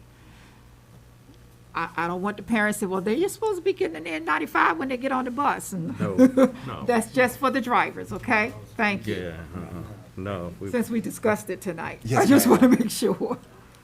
All right, Okay, good? thank you. Anything else? That's it. Thank you Thank very you. Thank much, you. sir. Thank We you, board appreciate members. it. Thank you. All right. Okay. We have support services update. That's Mr. Christensen. Thank you. Mr. Todd Christensen. Thank you, and good evening, Madam Chair, members of the board, Dr. Thornton. I wanted to provide you all with a couple updates in the support services and operations world. We do have a update for you here with the transportation annex. It's a really nice looking building. It's there. We're making really great progress on moving forward with moving towards occupancy. Carpet's recently been installed. The landscaping we have, we're working with the county to make sure that the proper trees and shrubs are put down as well, and then working to get the final inspections moving forward. So things are happening, things are looking good, and progress is being made. So I wanted to make sure you all had an update on the transportation annex. Thank you very much. And another update I wanted to give you all, I spoke with SSC, maybe a little winter weather coming up this weekend as well, but having a few snow events in the past. I wanted to give you all an update as to kind of what the preparations are when we do have winter weather coming through, just so you can kind of have an idea for what happens behind the scene. So there's definitely close coordination between Isle of Wight County and SSC. The pre-treatment of the walkways, entranceways, and sidewalks with the rock salt and the ice melt is something that's done in preparation for the event, as well as after the snow is complete. SSC will actually push the snow from the sidewalks, main entrances, fire exits, and bus loops. When it comes to the parking lots, that's actually done with a plowing company. So I'm in coordination with them over the weekend. It's been a weekend the last couple of times during the event to see whether or not the amount of snow dictates plowing for the parking lots to make sure those lots are safe when we do come back to school. We will continue, once the event is done, to inspect those areas of high refreeze potential, north facing and areas that are in the shade. Even though the sun comes out and most of the snow is melted, there are some problematic areas that can potentially refreeze and be a slipping hazard, so we definitely keep a close eye on those. And then we're always assessing fields for proper drainage once that snow does begin to melt. And then as far as the actual buildings themselves, that's really a whole separate world. First things first, we're checking the emergency generators in the event that we do lose power. Make sure we do have a backup plan for that. Small drip in the faucets. especially for buildings that are prone to past freezing events. HVAC units, we really want to make sure they're clear of ice and debris when those events do happen. Our techs are able to monitor the systems, whether it's from home or on site, on their laptops. That's been a really nice upgrade that they've been able to make to those systems. So they're able to really find out if there is something happening that needs urgent attention, no matter where they are. So that's something they're doing as well. Covering the outside drain fixtures, so with the water valves, the hose, and the fire connections, making sure that those are kept an eye on as well. And then when it comes to the power outages, I will be coordinating with Dominion for them as well, to make sure that we do get them on site in the event that there is a power outage. So just kind of wanted to give you all an overview of kind of what does happen behind the scenes when we do have winter weather coming through. Happy to answer any questions about this or anything in the support services or operations world that you all have. What's your title, Mr. Christensen? I'm the interim director of support services and operations.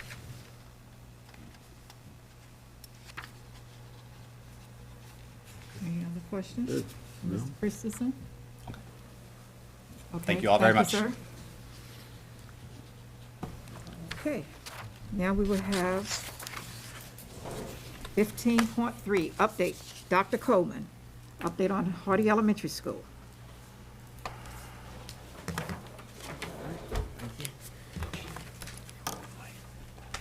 Got you covered. Good evening, Madam Chair, school board members, Dr. Thornton. We're going to dive right into the new Hardy update. I will be using this, the actual pointer, and I'm going to go to this screen and that screen because we really need to get into detail about exactly what we're looking at. I've been getting a lot of questions concerning the placement of Hardy and different things of that nature, so I really want to get into detail, and I'm open for any questions. All right, first is, all right. All right, first let's talk about the contingency meeting. Now, the contingency is part of the actual contract that's been set aside for, as it states in the contract, the amount of money set aside to cover any unexpected costs that can arise throughout a construction project. Now, we wanted to actually meet before we actually get deep into construction to ensure that we're all on the same page. That is, the construction companies, Con and Heartland, and also Dr. Thornton wanted to be there to make sure that we're all on the same page getting into it. So at this time, the contingency hasn't been touched, and the greatest part about the contingency is it will be returned to the actual county, the funds that are not used. So we want to keep track of that, and I will make sure that we are staying on top of that to ensure that the board knows what's going on with the contingency. All right. Now, this is the new Hardy overlay, and we're going to talk about phase one. Now, I'm going to go through some details of phase one, and then I'm going to put another screen up there so we can go into more detail, but I want you to see the overall approach. First, I want to show you, yep, all right. Yeah, there we go, I got you. All right, first on this screen, I want to show you the phase one line. Now, the phase one line is the outskirts of the actual building on here. And you know what? Let's see if I can just use this. Okay, here we go. This is a little bit better. The outskirts of the actual site. And this is where they put the silk fencing up right around the outskirts. Just to give you more of a navigation here, this is Blunt's Corner Road on this end right here. And this is Old Stage Highway right here. This is Hardy as it sits right here. If you can look closely, you can see the outline of the existing Hardy right there. That's the outline of it. So the silk fence has been actually put around the perimeter all the way out to Blunt's Corner Road and comes back around the existing houses, come all the way down to the corner, and then comes out to Old Stage Highway. All right? The water tower. The water tower is placed right here on the actual diagram. That's where the water tower is. The water tower road. We're getting a lot of different calls in concerning the road road that's leading from Blunt's Corner up to the water tower. Some individuals thought that was a back way to get into Hardy. That is not. That is the road that actually leads to the water tower right here. So that's the water tower road. Another item I wanted to point out on the actual layout is the two playgrounds. This is one playground here. You can see those circles. And this is another playground right here. Now, we're going to talk about this in a little while, but this right here, right behind the residential homes, is the BMP pond. This is the BMP pond. This is where the construction actually started at, digging out the actual BMP pond. Next is the temporary fence for the separation of the construction area and the old Hardy School. That is this dark black line right here. It traces right around the school and right here. This, a temporary fence has been actually put into place to ensure that there's no leeway going back and forth. All right, now, the new car drop-off will be right here for New Hardy. And I'm gonna switch to the next slide just so we can actually start getting into a little bit more. There we go. So now, color-coded. This is, thanks to Miss Briggs helping me out. She tried to stay in the lines too. This is the actual proposed Hardy Elementary School, as you can see right here. Once again, you can see the old school right here, right beside it. So construction is going to be happening as school goes on, and it's that close actually, but everything will be paced off, everything will be guarded off of that nature. Now the new bus loop. This will actually be the new bus loop right here. In right here, I apologize, the car loop for the drop-off will be right here, in this area right here. Of course, once again, this is the BMP pond, and of course, this is the residential housing that sits across here. Now, the bus loop will actually be right here in the front. As you can see, it actually will go through the old existing school. That will be the bus loop. Comes in and go out. Buses will have its own turn in and turn out lanes, so it will be separated, completely separated. All right. And that is it for me pinpointing some of the questions that actually came to me concerning where's the location of Hardy and actually what's going on. Are there any questions at this time that I can actually pinpoint while I have the color-coded map there? That's fine. I've got one. Yes, sir. Looking at how the buses are gonna be turning around on the left side, the blue, Yes, is that it's going through the old Hardy area? Yes, sir. So, the question I have, that area is gonna be torn down Yes. before, I know eventually, but that's gonna have to happen before the new school is what's the timing on this? Okay. That's what I need to know. All right. I have that in the next slide. but Okay, Yes, sir. And, but yes, it will be torn down. Okay, so Yeah, I'll probably get to during that. the summer or something? Absolutely, it will Okay. be torn down during that time period. Okay, about 3 months. There's no more or questions 2 here, or I 3. jump right to that Yeah, slide. go ahead, no, go ahead. All right. Well, first, we did have an opportunity to have a visit from school board member, and Ms. Tynes actually were there too, along with Dr. Thornton and the principal. And there we discussed in detail more about phase lines 1 and phase lines 2. Disturbance letters that will be sent out to the community, letting them know exactly what's going on at the actual site, and a timeline of completion.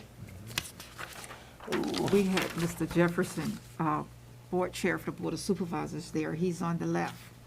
Absolutely.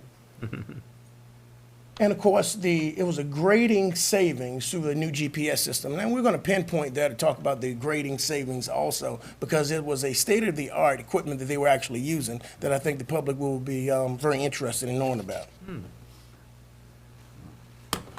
All right, movement on site. As you can see from this picture here, this is the construction trailer. The permit has been actually already put in with the county and has actually been moved in. There was questions that actually came, was this part of the new school? The trailer is not part of the new school. This is just the actual site for the construction work. Now, cutting out the BMP pond, that's actually going on. We pinpointed the exact location of the BMP pond so you can understand that. And delivery of the storm structures that creates the actual manhole covers. What you see here is the body of actual New Hardy right there. So this is the area they're going to start actually building the foundation on, concrete, piping, and plumbing, different things of that nature. All right, and also the grading. I'm told, make sure. All right, yes.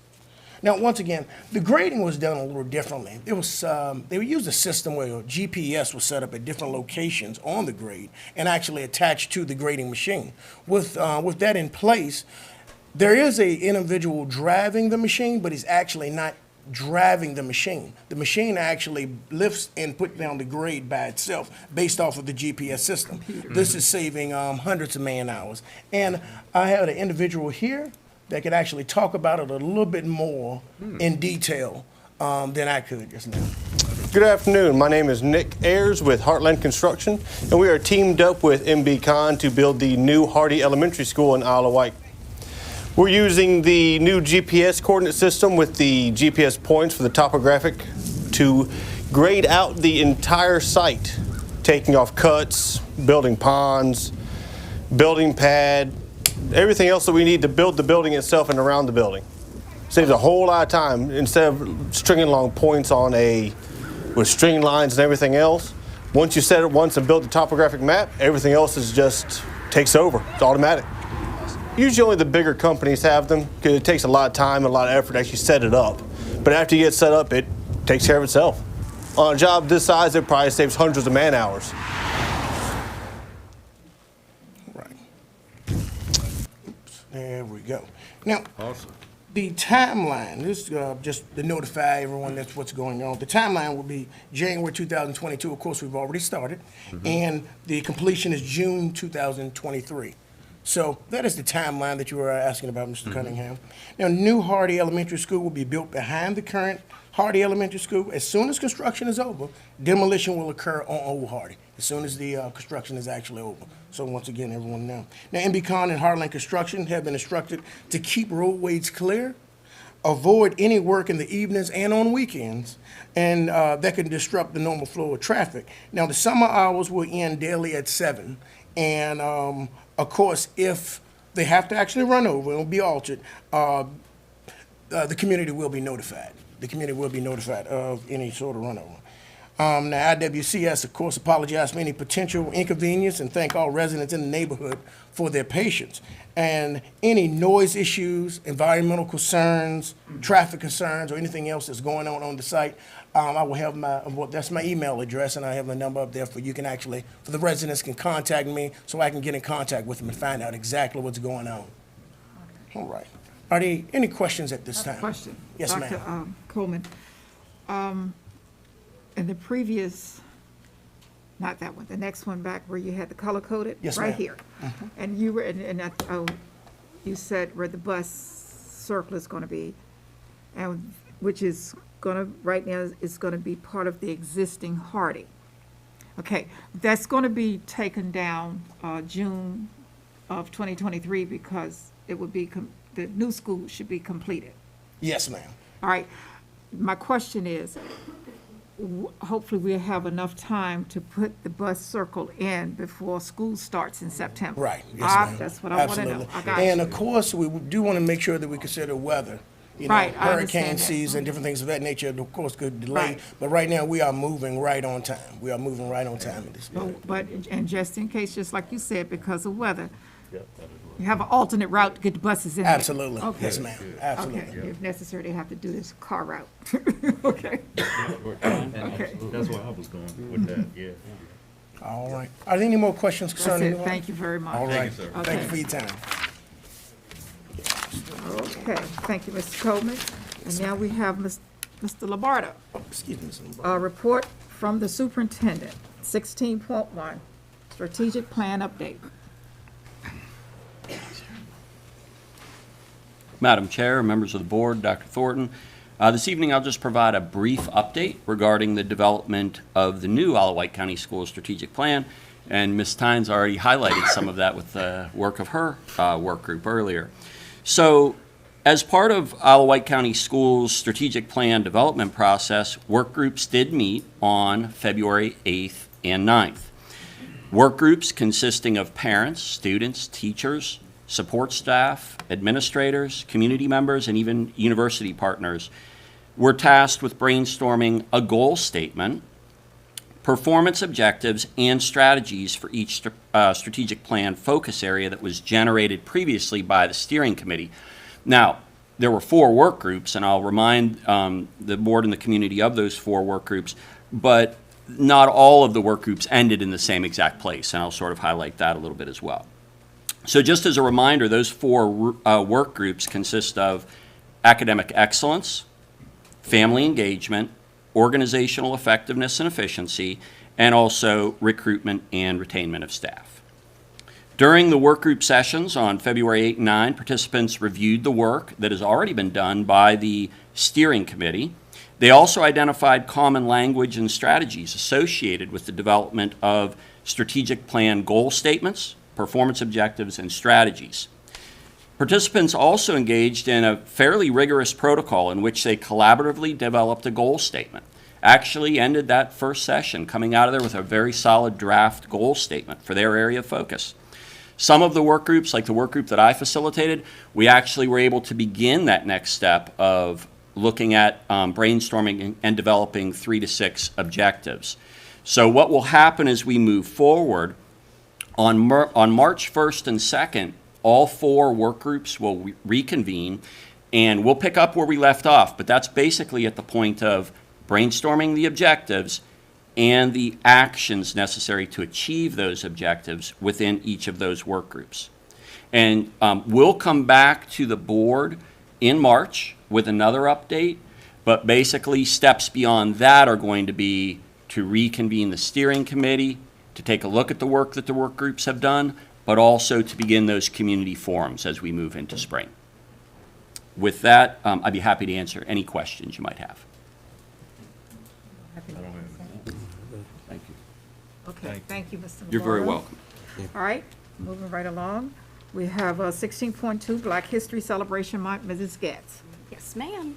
Madam Chair, members of the board, Dr. Thornton, this month in all of our schools, students are engaging in a variety of activities in honor of Black History Month. We are going to be compiling video, and we will share that video with you in March. Okay. Okay, thank you. Thank you. All right.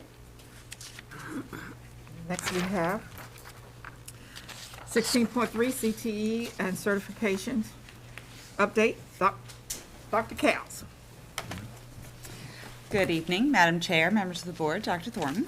I'm here to provide you an annual update on the certifications for our CTE program. And I'm also going to give you a little update about where we are right now. Okay.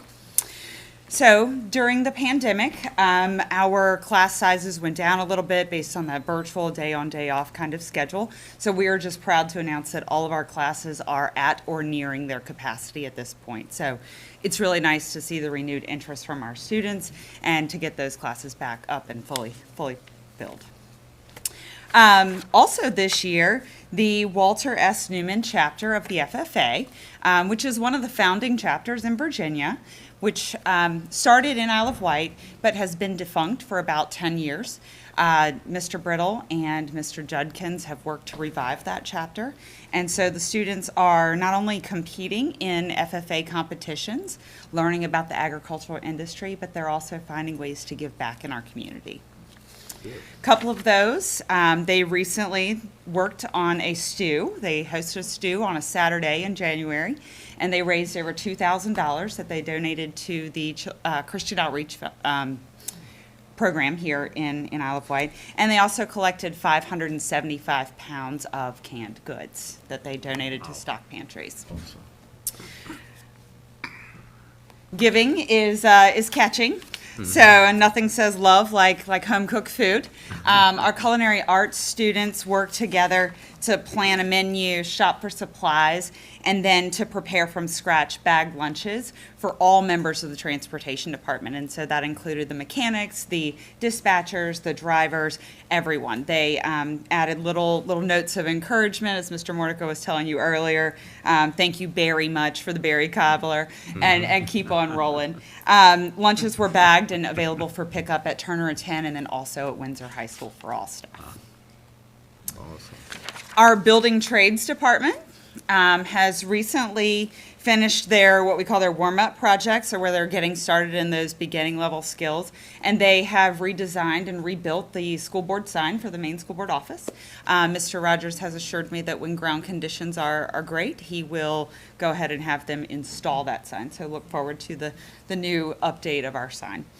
Now they are preparing for the remodel and repair of a bathroom, which when you came for the tours this week, you saw them staging that right there in the facility. They are going to reinforce a bathroom for a lady in need whose bathroom is actually rotting out beneath her. So something that they do regularly and they really enjoy. They were very busy and we were in their way. They were very busy. They were. With all of these developments in our building trades program, news travels fast about good things.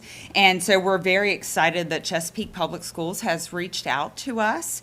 They want to visit our programs. They want to look and see about all the great innovative and comprehensive things that Dr. Thornton and our school division have been able to do just in the last 5 years, which is a tremendous, accomplishment in such a short period of time. And so we're excited to serve not only as a model, but as a partner in helping them learn and grow and develop their CTE programs.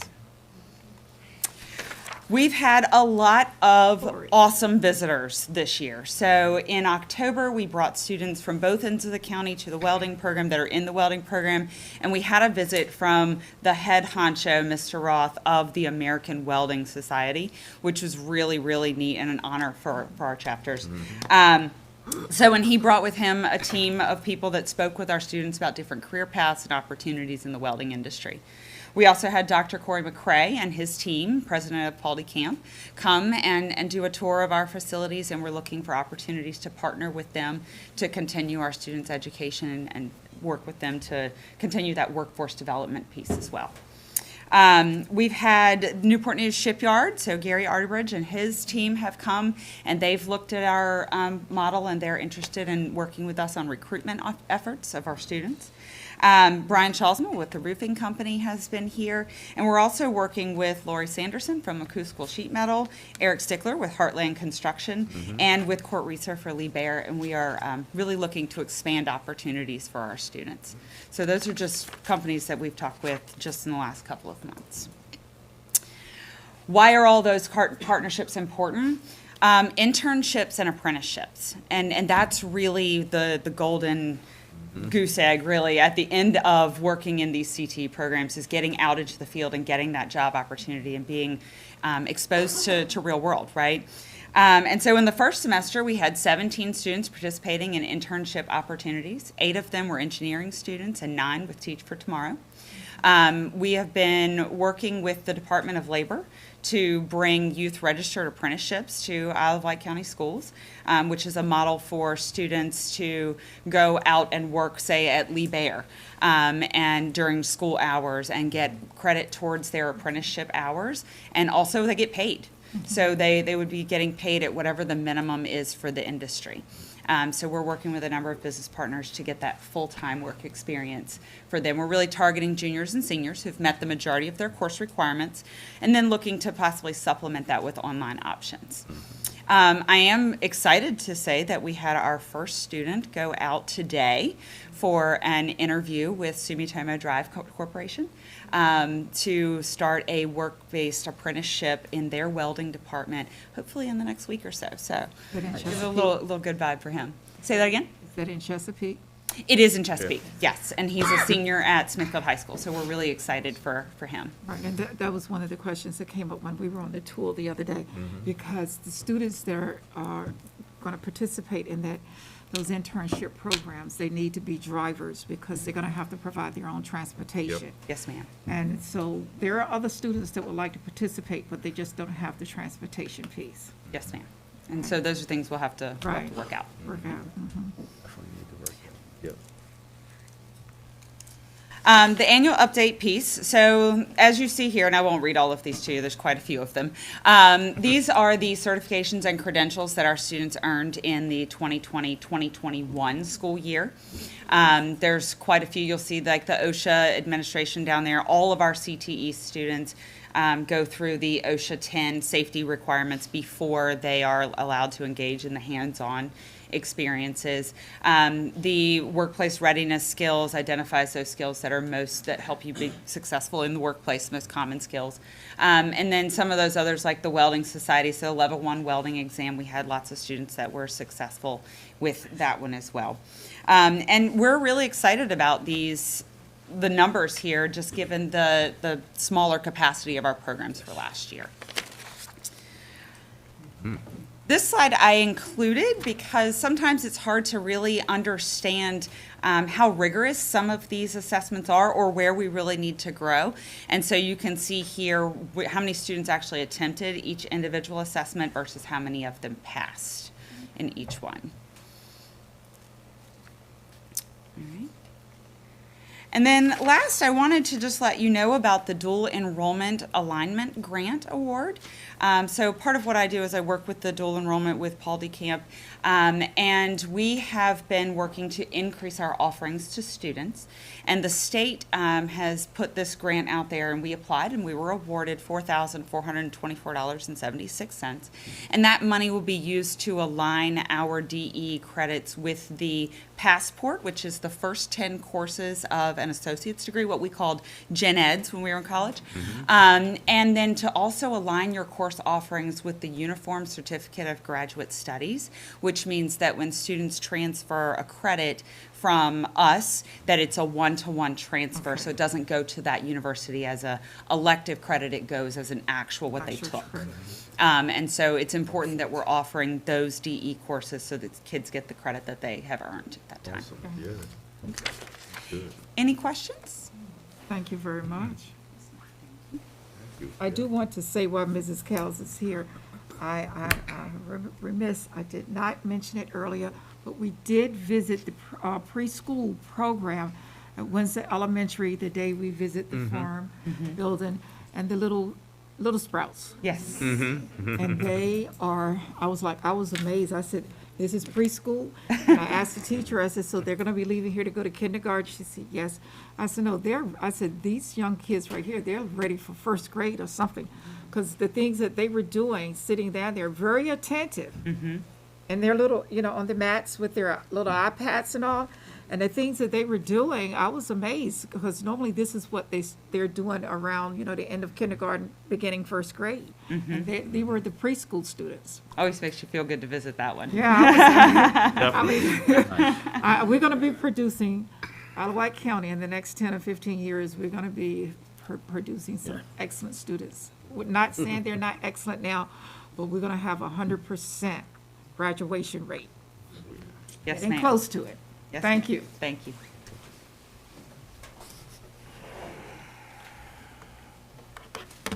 Okay. Now we have,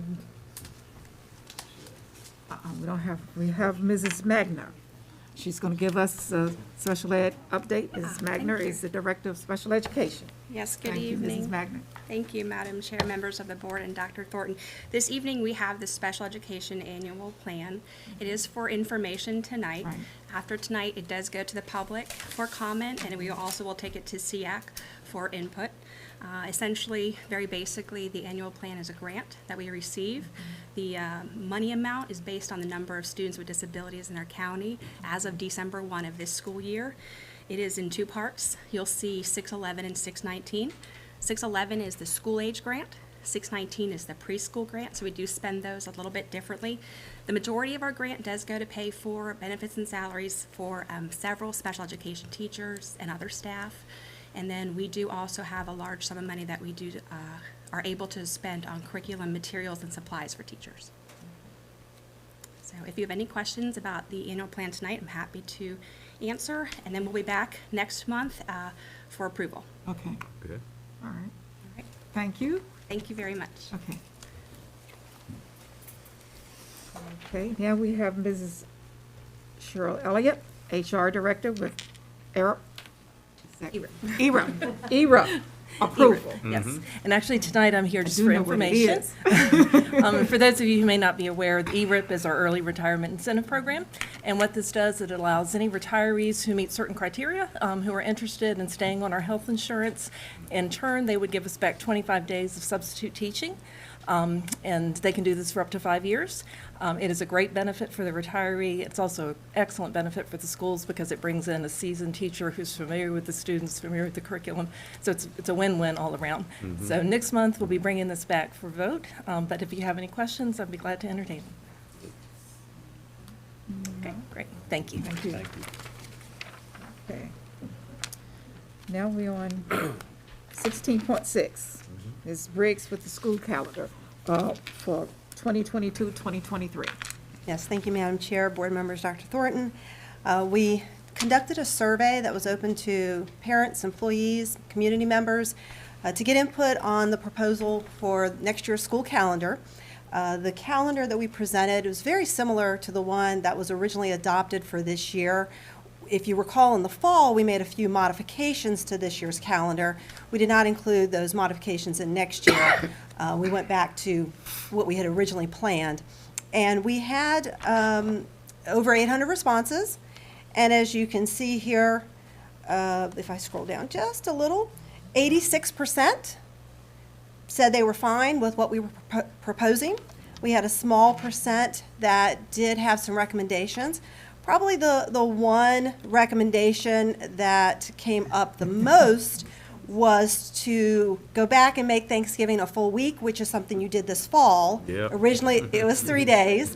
And I shouldn't say this, but I thought, that's probably a lot of employees, because you know, who doesn't like that? But it really was a lot of parents. But once again, I'll remind you, it was 56 out of 850 that made that. So even though it was the one that got the most response, it was still a small percentage of the overall respondents who made that. So tonight, it's just for information. So we're presenting that. We'll bring the calendar back in March for approval. And I'm here to answer any questions you may have about it. I have a question. Yes, ma'am. So you have the days broken down by quarter. Yes, So ma'am. when I actually calculated all of them, it's 174 days. Aren't they required to have 180 days? That's an excellent question. The state allows you to have 180 days or 990 instructional hours. So we exceed the 990 instructional hours. So they let you do either or. Used to be you had to do 180, and that's why we had a lot of time we were making up anytime we missed a snow day. Now we've got time built into our schedule, even with fewer days. How do we see that? Like, how does the citizen get to see that? Well, we don't have something on the front view for citizens to see the amount of hours. We're required to have a minimum of 7.5 hours per day in our schools. We do keep calculations on the back end so that we can sort of track if we have an early dismissal because of weather, if we have a late arrival, and then we kind of track to see, are we getting to a point we need to make up some time? So we don't have those numbers facing to the public because it's kind of behind the scenes, and it does vary. Our elementary is different from our middle, which is different from our high. So who's in charge of the hours at the end because if you don't do these hours or days, I'm sure there's a penalty, is that correct? Yes, ma'am. Yes, ma'am. The state requires us, once again, to have 180 days or 990 hours. So we are tracking it. We have a staff member in central office that keeps close track of it, and we check with her as we're looking at, potential weather issues to see where we are. And I believe the last time we made modifications to the calendar, we were in good shape. And fortunately, we have not had any significant weather events to impact the time we have built in. Is that available for the public to see again, like whatever the hours are? Yeah, it is school by school. We can talk and see if that's something that, what we can do about it. But like I said, it does vary. For example, Carsville's a little different because of their arrival and dismissal time. So even though they're elementary, they're not going to match the exact same minutes as Hardy. Windsor High and Georgie Tyler are actually not exactly the same as Smithville High and Smithville Middle because of how the buses pick up. Georgie Tyler gets picked up, right? Too. So it is really school by school. Carsville was out due to heat one day, so we Yeah. literally there. Right. I mean, just like at the end, because you have to calculate at the end, I'm assuming to, We have all of that. okay. And that's at the request, like a parent can request that or a citizen can request to see if that's what's being done, if the hours Oh. are, that's what I mean. I didn't mean I'm like each. sorry, Ms. Dial. Okay. Sure, yeah, they could certainly ask to see, at the end of the year where we were with hours. I believe it's something we have to verify with the SOQ report, annual report to the state, and we have to provide that documentation. So, yes, we keep track of it and could certainly provide that information to anyone who asked at the end of the school year to show that we did comply with those 990 hours. I have one other question, Yes, ma'am. sorry. That's okay. This may not pertain to the calendar per se, but I had a question about the 2 snow days that we had. Why were they not virtual days for school learning? Why were they we were just out and kids didn't have any learning? Well, Ms. Getz, could I defer to you on that one for instruction? No? It might be. Susan, Susan, do you mind coming up here? Susan, you That's a mind little more coming of an up? instructional one. Mrs. Dow, you brought that up, but I actually talked to Mrs. Getz about that. Yes. And it's not something that we just can say, okay, school is going, just say tomorrow morning, there's an incident or something, and we have to close school. Okay, it's not something that they just can turn around, like you spin around on a dime and say, hey, it's gonna be a virtual day.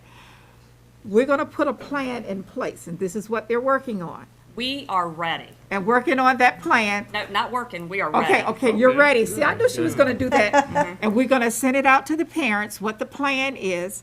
And then whenever we have those days that the students cannot come to school, those days like weather or whatever, the parents will know what to do because they would have the plan. It is our decision if we want to go Right. virtual or not. Right.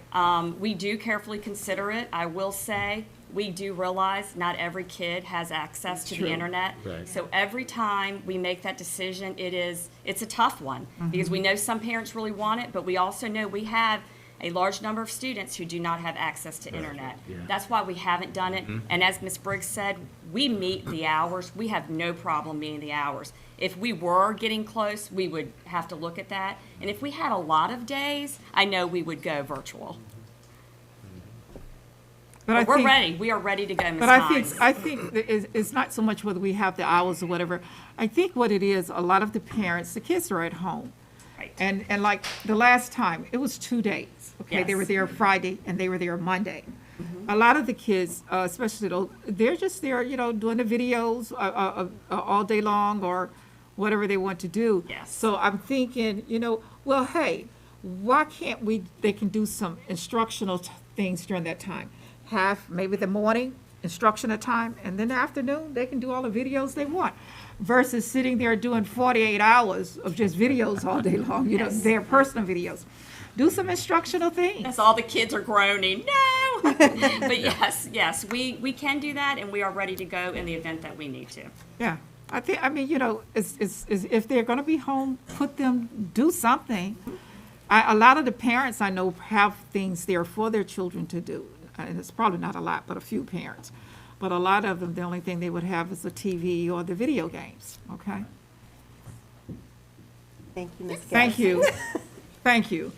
Any other questions? I just wanted them to know we were working on it, and it came up, and I actually called Dr. Thornton and Mrs. Getz and told them, hey, we need to do something. These kids just sitting here. I needed to phone a friend on that one, so thank you guys. I can add, some of that happened last year, even though we weren't open fully, we were alternating days. And I meet every month with the Region 2 superintendents, and we actually talked about that. And we did get some feedback last year, and some of the feedback was, you know what? It's a snow day. Kids be kids and go play in the snow and leave it alone. And not that we would do that all the time or make that decision all the time, because now we do have the technology to do something other than go play in the snow. But, it's not like they're gonna be all day long right there doing, something Right. for the school. They can still have that playtime as well. But if they're gonna give us Exactly. 2 hours, at least 2 hours of that whole school day, okay? They can do it anytime We're they gonna want. do They it. can play in the snow all day and do the schoolwork at the end, Right. And some of our teachers like to play in the snow. That's true. That's important. Mr. Colick, did you have a? I do. So, Ms. Briggs, I looked down at December, and we've got 2 full weeks off for Christmas. Christmas falls on a Sunday, so we've got a week, we start almost 10 days before Christmas with a vacation, and then we go into January. January 2nd would be, because New Year's falls on Sunday, January 2nd would be the holiday. So I think, it's my opinion, I don't have any kids in school anymore. They're all grown up, but something I would rather see, if I was still a parent with a child in school, is some of those days during December moved over so we can pull back in June and get the kids out a little bit sooner than we are, I think, the 14th or 15th, and then add the holiday, a day off for the holiday on January 1st or January 2nd. That's just, some input that I would have if my kids were still going to school. We received a few comments from parents about that. I will tell you, the history, and you hate to say it's how we've always done it, but I got schooled on that. Don't go messing with that 2 weeks, let me tell you. Christmas 2 weeks. It has been a nice plus, I will say, for our employees, because typically they are not able to do anything related to the holidays until school ends. It also keeps them from taking time off heading into the winter break, because they know they have that time available to them prior to the holiday. We did get a significant amount of feedback from the employees about that day after break being a work day for them. They were so appreciative that you guys approved that, and they could come in and get their, as they said, get our feet under us before the students came back. So I think that was just a huge morale boost for our employees. But truthfully, the 2 weeks, why don't we see the Facebook comments we get on that tonight? And and we can bring it back up. I did. And parents have too. We heard a lot of our military families say, this is great, we travel, I don't have to pull my children from school. You know, other divisions are going up through the Wednesday, and my child's missing days. So it does help our families as well. It gives them time to travel and visit relatives without their children missing days. So you tell me, that's pretty popular. It's very popular. Yes, It's sir. been popular in this county, it's been popular in this county for years. Yes, And yes, our sir. staff, Traditions you don't mess with. Yeah. and Mr. Colick, If that Sacred works cow. here, keep it. it works. Yes, sir. It works. I They just wanted appreciate to it. ask you though, Ms. Briggs, I know this year we did give the staff the work day Yes, coming ma'am. back from the holiday. Is it on the calendar to do it next year as well? It is. That Okay. is the only modification we did Okay. keep, and once again, tremendous Need to keep feedback from that. staff, Yes, we how do much need they to keep that. appreciate it. Just, Okay. that's the one thing, you don't hear much positives, that's a positive you Right. should Because appreciate. they're gonna be away for They 2 weeks. lo- The staff needs to come back and read. Loved it. Yes, ma'am. Good. All right, thank you all. Okay, thank you very much, Mrs. Briggs. Okay. Now we have 16.7. And that Madam will be Chair, Dr. Thornton. And board members. Mr. Cunningham asked to do some research on resource officers and the possibility of extending them past the 2 high schools and the 2 middle schools, which we currently have. And there's some history to this. We used to have them in this county at every school, and now we don't. Some of the concern from the sheriff is the distance to get to Carsville in case of an emergency, and the time that it would take. And that's been brought up through the years. It's also been brought up through the years, who pays for this? They're serving our children for 10 months in our schools, but they have to be the sheriff officers' employees. We don't know how to manage or train police officers. So the sheriff and I met, and we came up with a memorandum of understanding that, and you can see this one says counter-proposed, so we had some discussion on the different things. And in your packet, you can see, this is what we came up with to share with this board to see if there is interest in doing this. And then again, we'd have to put it within our budget. It is not in the proposed budget, because we have no idea, you guys haven't even discussed it. So it says the 9 SROs will remain employees of the sheriff. The schools would pay Wight County Sheriff through purchase services provided September through June, so for 10 months. And then they would be on the road in the county for the other 2 months. And this will be the salary and benefits for the SROs for the 10-month period. And there's a budget sheet that you had in your packet as well. And the sheriff has also asked that we pay for the uniforms and equipment. So up front, that would be more initially, and then that would come down each year. So if you look at the budget sheet, and the sheriff's office will provide the vehicles. So it comes up to, with pay and benefits, the uniforms and equipment, $69,317 per officer. and that's an approximation, depending who they hire, years of experience, et cetera. So if we were to absorb all 9 resource officers within our budget, it would be an additional cost in our budget of $623,853. And so currently, the budget for the 4 we have sits within the sheriff's budget.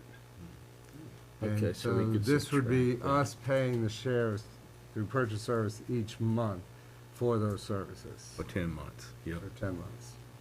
Okay, so we would be paying for 5 officers, because he's above what we're paying right now.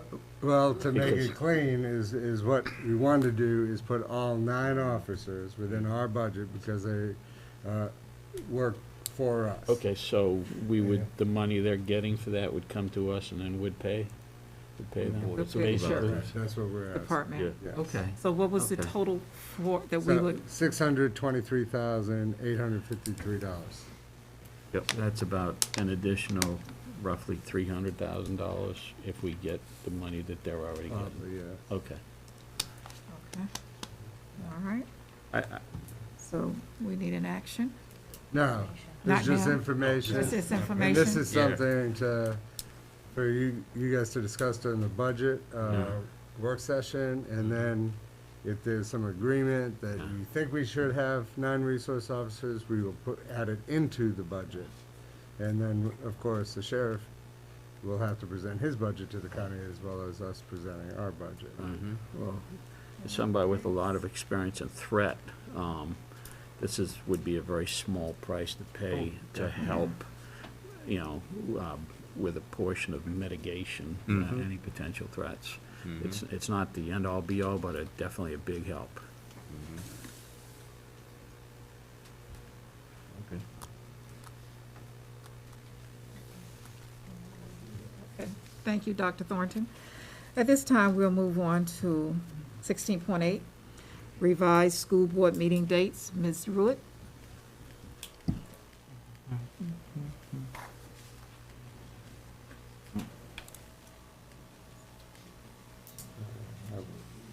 Where is it?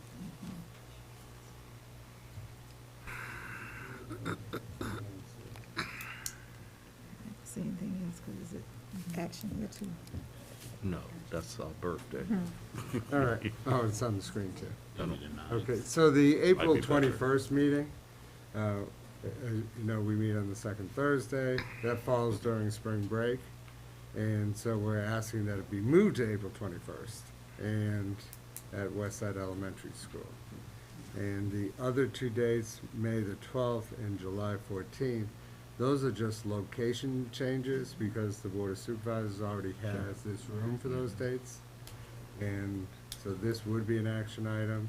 And the main thing would be moving April's date to April 21st instead of the second Thursday. So it's April 21st, May 12th, and July 14th? Okay. May 12th and July 14th are just location changes. Yes. And we do need an action on that board. Okay. I'd like to make a motion that we accept the school board meeting date changes as listed Want to include location as well. and include the locations as well. Changes. Changes. Second. Okay, we have a motion and a second that we will accept the changes of the calendar dates for the school board meetings. April the 21st is the date change, May 12th and July 14th are location changes. Discussion? Mr. Yes, Madam Collins. Chair. As I look at this, I see November 10th, we would have on the schedule as well But that's next, of 2022. That's It's this on- 22, Yeah, it's on okay. this calendar. That is the night before Veterans Day, and more importantly, it's also the Marine Corps birthday. It's whose birthday? The Marine Corps. The Marine Oh, Corps okay. birthday. I would like to see if we could change that date or hold it in advance and change it a little bit later. But I think eventually we should change that date as well. Why? Because it's Veterans Day and the Marine Corps' No, birthday? that was a joke. It's the night before Veterans Day, and so it's gonna be a long weekend, and so some people may wanna take off.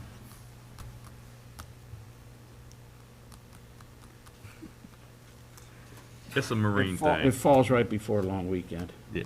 or right on a long weekend. It's November the 10th. Any other board members have a concern with that date?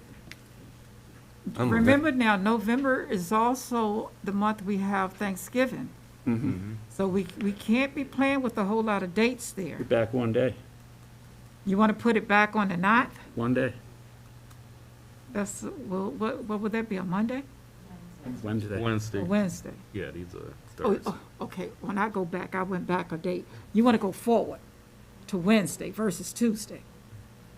Well, this is Thursday, This so is a it will go. Thursday. the Okay, go 9th back, it would be Wednesday. You're correct. Yeah. Okay, Yes, ma'am. I'm Yeah, sorry. that's Yeah. all. It just, So you want to put it on The 9th of November. a Wednesday? Mm-hmm. verify. Do we have to vote on that tonight? No, no. The reason is, I don't have a problem with it, We but I don't. would like for staff to look at that date and, Yeah. and just make sure it does not have a conflict with some other things that we're having, okay? Oh, certainly, yeah. I tell you And now, we I could, won't be here and that we night. can bring that one back next Yeah. month, Mr. Colick, and if it's not a conflict, Yeah. Mrs. Ruett, check to make sure it's not a conflict with anything, like the high schools or anybody having something that night, or, and Yeah. we can come back and it's No, that would- not an issue. Yeah, that would be great, because that Okay. is a holiday weekend. Okay, Thank you. all right, thank you. So we'll table it until further notice, okay. Good to go? All right, so Yeah. we have a motion on the board, I mean, Okay, yeah, that's on the all. floor, and at this time, if we don't have any more discussion or concerns, we will take a vote.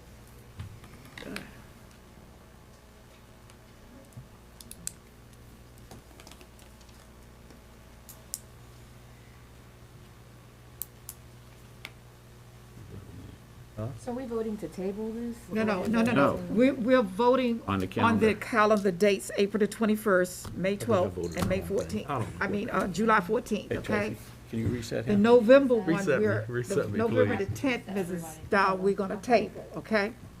Because we have some time on that one. Reset it, yeah.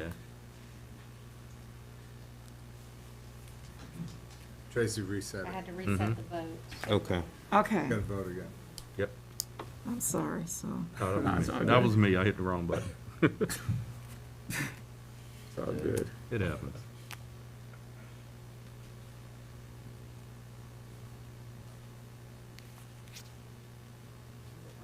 No, did you want not to just do a yet. verbal vote? We can take a verbal. You had to refresh. It should pop up. You have to refresh. Oh, yeah. Yeah, if you refresh your screen. Refresh your screen. Oh, Lord. Oh, there we go. Yeah, because I got Mr. Vines. Got it. There you go, I got Cunningham. Did See, if yours I come up? refresh mine, it's gonna throw me out, because. It do I have- yours. You have to go There back we in. go. Last time. You have to go back in. You can just refresh it. We refreshed It's all it. good. You remember last time I refreshed it, threw me out, but try it.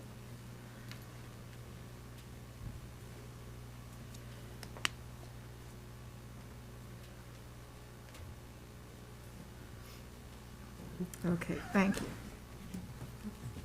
All right, we're good.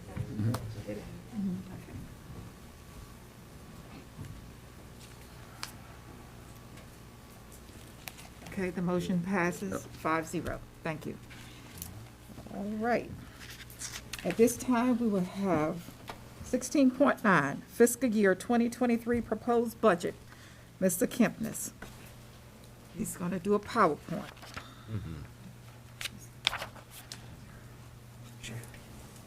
I guess in December, so then we have to tie our expenditures with the state aid, and which ultimately leads to this initial presentation.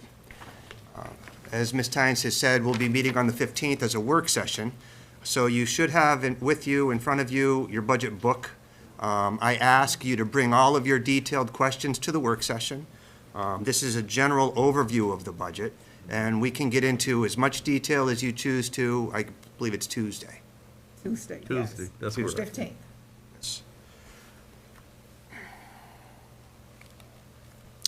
So just to outline what we'll be discussing, I want to look at the division values because the budget does reflect your values, our enrollment and the trends that we've seen over the past several years. And then we'll go through the categories of revenue. which ultimately leads to how much we can spend. We'll analyze our salary and payroll costs. I want to briefly discuss what our health insurance fund is. It's a self-insurance plan, and I'll explain the difference between a self-insurance plan and a private plan and how we benefit from that and the risks. But then I also, second from the last bullet, the funding calculation, so you have a better understanding of how all divisions in the state are funded, in particular Isle of Wight.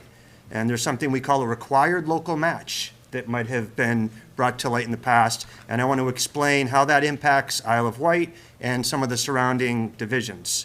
And then lastly, the appropriations or your expenses, and we'll take a look at those.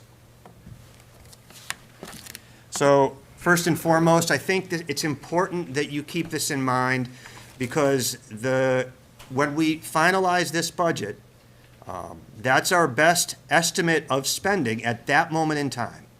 And I can almost guarantee you, the day after you approve a budget, something might change, which changes costs. Fuel oil may go up or down. That will then change costs. We don't necessarily go back and change the fuel oil, but now we have to adjust along the way. So I put 3 important bullets. It's only a spending plan. It's a working document, constantly in flux. And lastly, most importantly, it has to be flexible. We do have our limitations, but there's a lot of changes that take place along the way. And that's all year long. And secondly is your vision and your mission. So I'll read these out. To create a learning environment that will enable every child to discover his or her unique gifts and talents. And your mission, to enhance and expand on each child's unique gifts and talents to ensure each child is college, career, and life ready. And my opinion, this budget serves those purposes. So here's your enrollment. And you can see the trends back to fiscal year 2018. And the fiscal year is the year that it ends in. So the FY18 was your 17-18 school year. And you can see we had a steady incline. In your 2021, or FY21, fiscal year 21, it did drop. And I do believe that was similar to many other divisions around the state due to the pandemic. Parents withheld their kindergartners from enrolling, and students, we just had a drop off because of the pandemic. Those 4 years, 18 through 21, were based on what we call the spring data, or the spring financial verification report. Every March, we count our students. However, in FY22, that is based on the fall data, because we haven't counted them in the spring yet. We haven't gotten there yet. So you can see there was an increase to 5,516. And then lastly, FY23, or next year, is the state's projection. And that's what they base their revenue, their state aid on, based on that exact number. So that's the number that I'm going by, 5,568.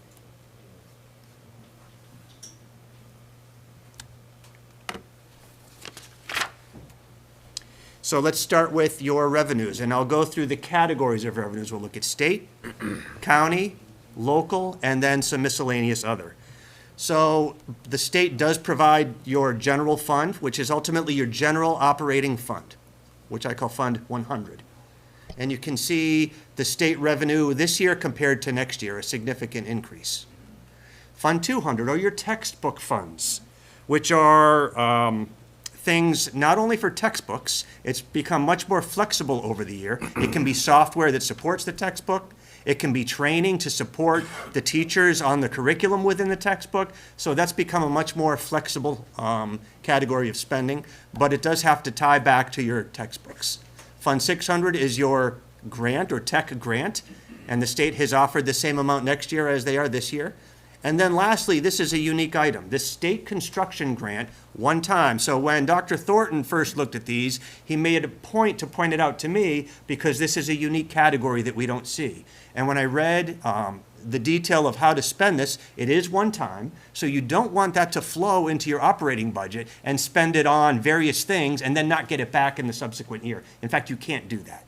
It's dedicated to school construction, additions, infrastructure, site acquisition, and the assumption will be we will not get that in the future, and we have, I believe, 2 years to spend that. I'm still waiting on guidance on how to apply for those funds as though it's a grant, so I didn't build it into your general budget, your Fund 100. I tucked it away into your grant budget. So if I could interject here, we have had some communication, and I've talked to the county administrator. That 2.8 million can be used in Hardy. Already. But now that would be the county to figure out what they've done with their bonds and if it makes sense for them to use it within that. So we've already communicated that. But again, this is the governor's budget. We don't know if it's going to show up in the House. And the Senate budget, the assumption is it might, because school construction is a major issue. Right. And let me reiterate and expand. So the governor presents revenues as a proposed, then the Senate will either revise it or keep it similar, then the Assembly. And then all minds come together, so we'll actually see 4 versions of these revenues, and we might have to adjust them as we go. And now on to the county portion of revenue. You can see in the current year, the $26,482,059 was able to come down, and that's due to an increase in state aid. It's that simple. And there's a required local match, and we'll get into that more in a bit, but the state does require a local match in the textbook funds, and that's where that number is coming from. When the state provides our state aid numbers, they also have that number for textbook funds as the required local match, and I just plug that into our budget. So that's a request of the county. The Fund 400, we call that our local or school capital improvement program, or CIP maintenance program. And we will be requesting of the county to support us by offering another $250,000, which they did this year and in years past, to support our local maintenance projects. So the total county revenue is a slight decrease. So I call that relatively flat, but it is a decrease of just over $23,000.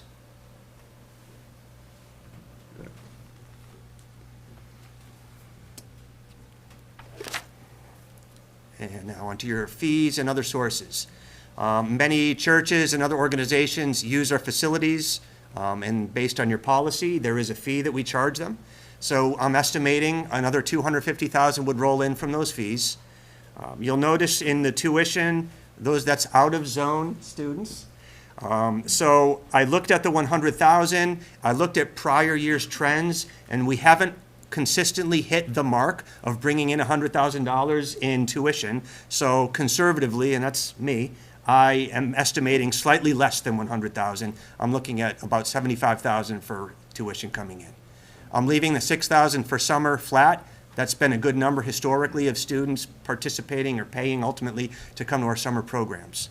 And we've received funds over the years from the Prudence Center. That is now complete. They've paid us everything they will pay us. So the 10,000 is ultimately a miscellaneous amount, this other category that we likely do see in addition to the Prudence Center. But that's a significant decrease in your budget, is the loss of that revenue. Lastly is E-rate. What is E-rate? E-rate is federal funds that ultimately support communications and technologies in schools. So as we have our internet, we will file with support of our outside vendor to file with the federal government, and we will then get reimbursed for funds towards internet and, is it hardware, technology, infrastructure? Yes. Category 2. Category 2. Category 2. So, and we typically get about $90,000 for those E-rate funds. And you'll see the total decrease was ultimately for that miscellaneous other category related to the Prudence Center.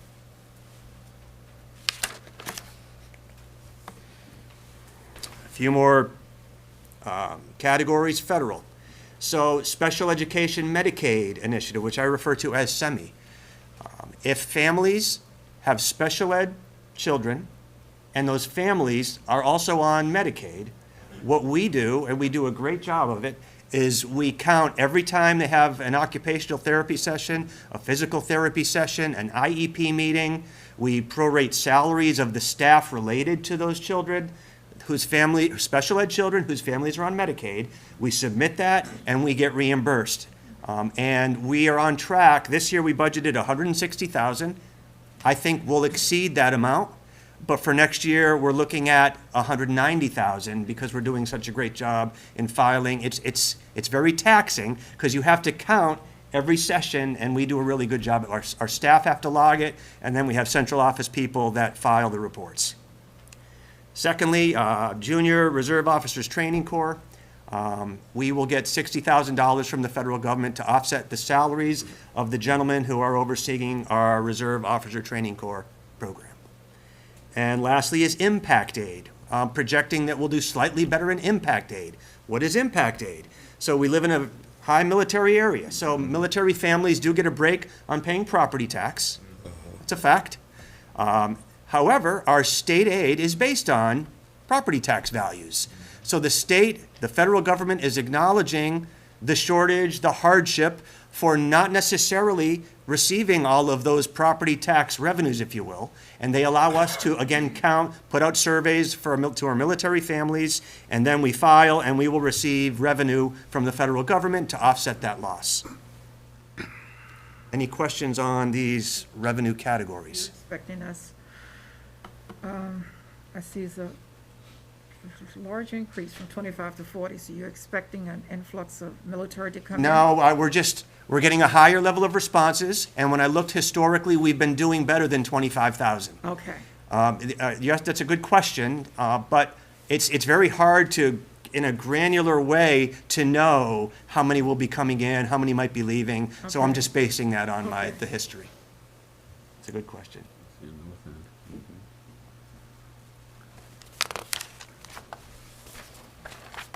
On to our grants. So I call these our entitlement grants. You might have heard of Title I, Title II, and Title IV. And you'll notice, and this was intentional, we haven't yet received, we don't know what our allocations will be for these entitlement grants. We are entitled to these grants. So at some point late June into July, the government will let us know what our allocation is. Then we tell them how we will spend it. We submit the application, and we will get those grants. Without knowing, I just left them all flat. The IDEA, Ms. Magner had hinted towards 611 and 619, Individuals with Disabilities in Education Act. 611 is the general population, and the 619 are the little ones, the preschoolers. And I'm projecting at least the same amount in that. Lastly is the Carl D. Perkins Grant, a gentleman who was into education, a U.S. congressman, and he pushed for funding for schools, and that ultimately goes towards our CTE programs, our career technical education programs. So we just left that flat, and that was intentional, because we don't know what allocations we will get.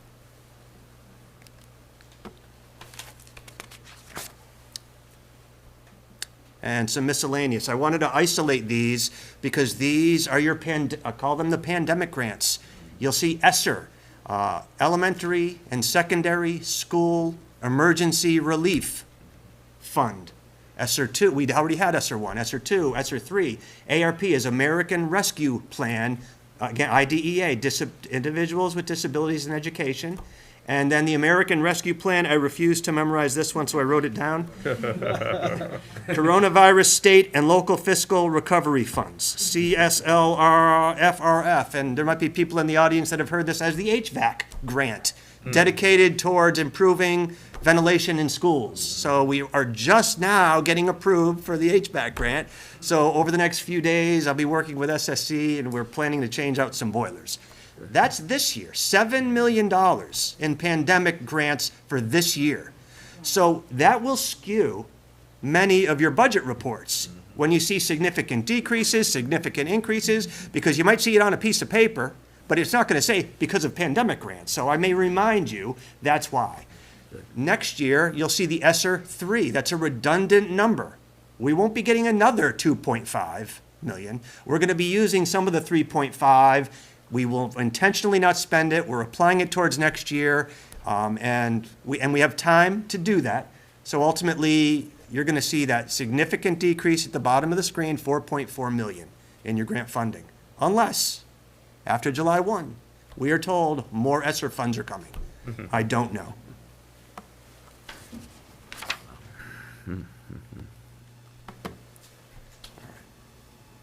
This is just another depiction of your grants.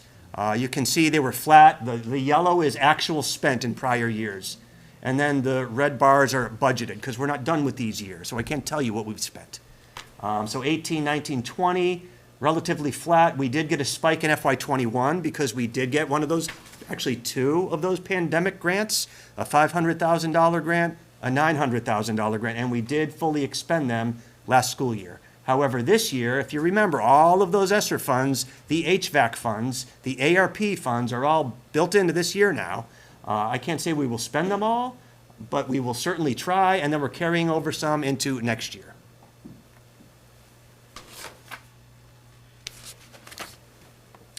And I think this was important to show you some trends here because education, as you know, is a huge partnership. And we feel it's a partnership with the county. So it's our goal to mitigate any increases as much as possible in the name of doing what's best for our students, but also for the county. The blue bars are your state aid. And you can see a very linear situation in which the state aid has increased significantly over the past several years. However, notice the brown bars, which are the county's portion of the budget. The first few were flat, but I do want to point out, I'm not sure the best pointer, but in FY '20, this is important that you understand this is actual revenue, not budgeted revenue. When we went into FY '20, we budgeted more than that brownish bar is showing. We budgeted 1.4 million more. And at the end of that year, we gave back 1.4 million. So it looks like in FY '20, we actually did spend less, but had I shown you a budgeted amount, you would have seen a stepping down, if you will, similar to the FY '20, from FY '20 to FY '21. So you would have seen that decrease. It looks like it was flat from 19 to 20, but we gave significant funds back. So between funds returned in FY '20, 1.4 million, and we did give funds back in FY '21 because our spending was way down with the pandemic. We gave $2.6 million back. So we try to return in fact, by statute, we have to return all of our funds, but it's our goal to not necessarily spend down this entire budget. If I can add here, we worked with the county knowing this phenomenon was happening, and two things with the Hardy project. The architectural fees are not part of the construction fees. Your furniture is not part of your construction fees. Your technology infrastructure, which Eric actually puts together the package for the new Hardy, is not part of that. So, although the pandemic had a lot of negatives, by giving the $1.4 million back to the county, we're able to use that to pay the architect. And the 2.6 will pay for the new furniture for Hardy and also the technology that will go into Hardy. And those funds right now are back with the county. And so they're set up for those areas as we proceed with building Hardy.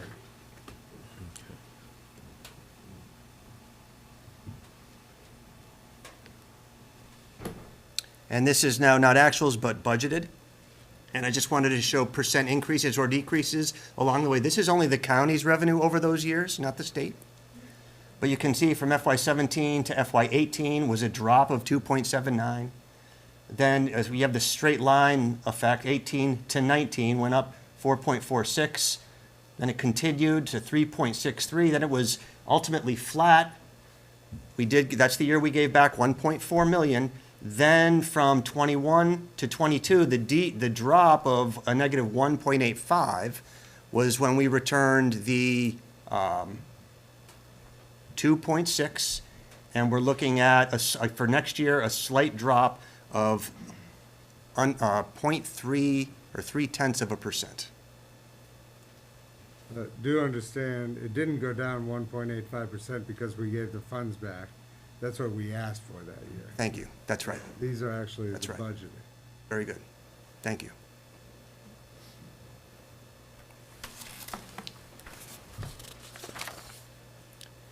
So a little bit of history over the total. The total increase was 2.88. I haven't been in the division a long time, but it's really unheard of over that many years to have that straight a line, if you will, with a very low increase. So that was outstanding job done by predecessors before me. So.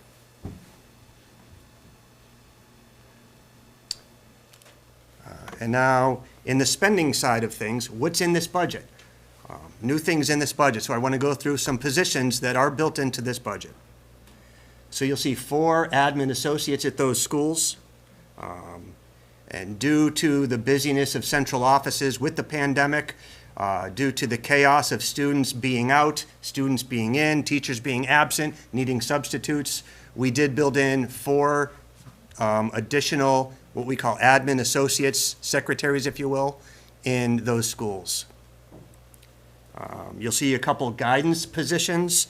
Again, those are needed for what we call the standard of quality, your SOQs, and the need for family engagement and the mental health of our students. So they're having more so meetings with the students. And lastly, that special ed position, 1 additional special ed at Georgie Tyler, which is really driven by your numbers in special education. And we have to submit this budget to the county by category. There's the instructional category.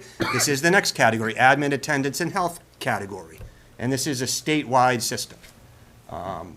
And again, health, the nurses' offices comes under this category. So you'll see in this budget an increase based on 8 clinic assistants supporting their nurses. We had a strong recommendation from our head nurse. We visited the nurses' offices. We saw the chaos, nothing because of what the nurses were or weren't doing, just the busyness. They had many more clients, patients, students visiting them, so they needed help. And we heard that loud and clear. We built 8 clinic assistants in. Secondly, the long title, Assistant Superintendent, Admin, Finance, and Operations. What you'll see for that position, and that's based on the reorganizational structure, we're taking that salary and spreading it out over 3 of the categories. This admin category, then you'll see it in transportation, a 1/3, and you'll see another 1/3 in the maintenance and operations category, and you'll see that as we go. And when we get into your detail come Tuesday, I can point to you, we wanted to make sure that everything panned out the way the board, your prior boards and you were informed how things would pan out. And on page 27 on your book, and you can get into it now or not, we'll look at it Tuesday in detail, you'll see some decreases that are really driven by changes in position that are more than paying for this additional position. I would like to point out here too, with the ESSER funds, one of the things that we tried to do, because that is not ongoing money, is we tried to fund things that were one-time costs, because it's not going to stay in your operating budget. The 8 clinic assistants, we are currently paying for them this year through ESSER funds. So this is one area that we need them for ESSER, but in talking to the head nurse and talking to the nurses, one of the days I delivered cookies to the nurses and talked to each one individually. This is a need, whether we have a pandemic or not. The filing that they have to do, if they're called out for someone hurt on the playground, they may have feeding tubes that they have to do for certain children. We need that nursing assistant in that office with the nurse. And so that's why we have put it in our regular operating budget for next year and the increase.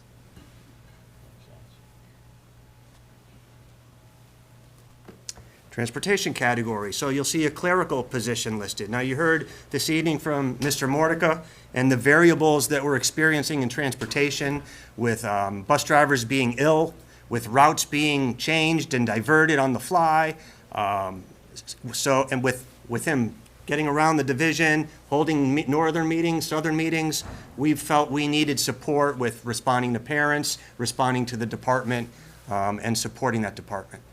And the second one in here, again, you'll see a 1/3 based on the reorganizational structure of that other position. Lastly, maintenance operation. This is really the only new position or part of a position in this category.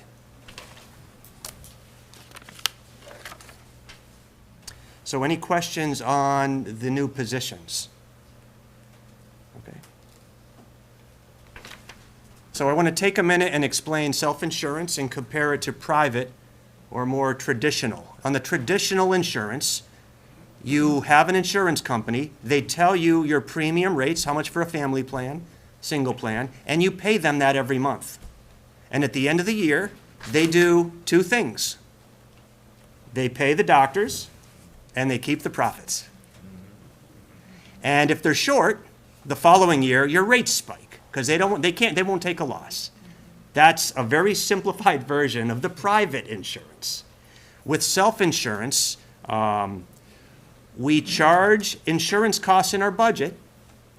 We then charge our budget and move that money over to a different account that we have, a health fund, same money. And from that, we receive, and we actually pay the claims through a third-party administrator.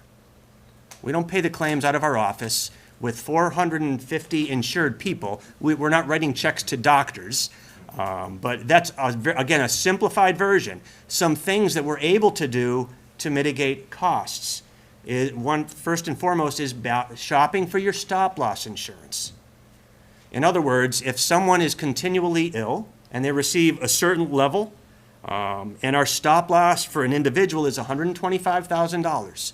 So if one individual hits that amount for doctor's bills, and it's a shame, they're very ill, exceed that, the stop-loss insurance covers the balance.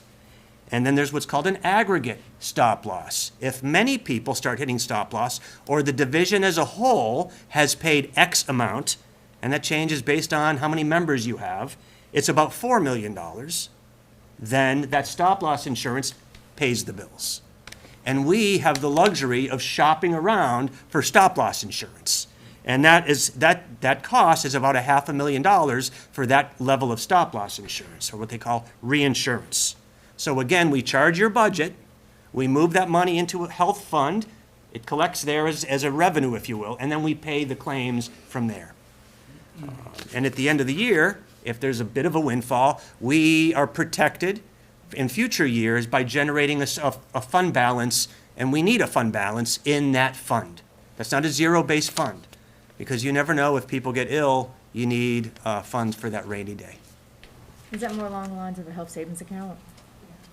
A health savings account now is more on an individual basis as opposed to, this is on a bigger scale. Comparable, but would be for an employer's situation. Any question on the self-insurance plan?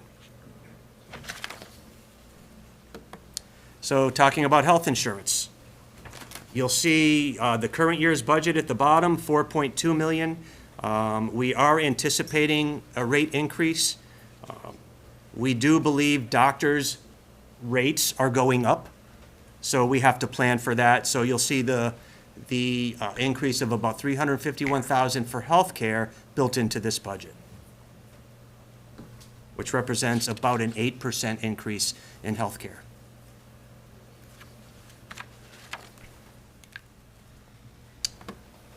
Now I'm going to lead into salary costs, state aid, and how they calculate the funds that we will receive. When we received the notice on our state aid from the Department of Ed, this statement, and it's whittled down, it's paraphrased a bit, school divisions that provide an average salary increase of less than 5% will receive a prorated state payment. So if we're not certifying at the end of a biennium, 2 years worth, that we've met this 5% mark per year, we will not receive the full state aid amount. It's our goal to receive the full state aid amount. So built into this budget is a change to allow for a 5% increase for staff members.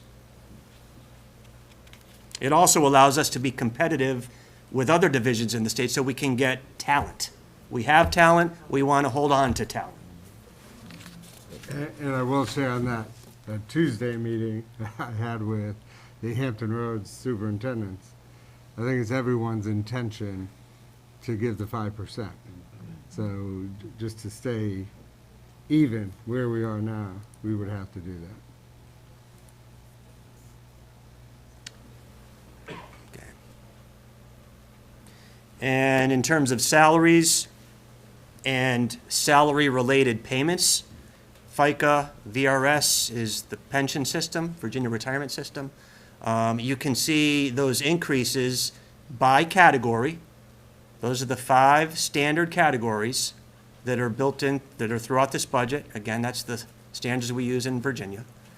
So the total increase for salary and salary-related benefits, not healthcare, is your bottom right, 3.4 million.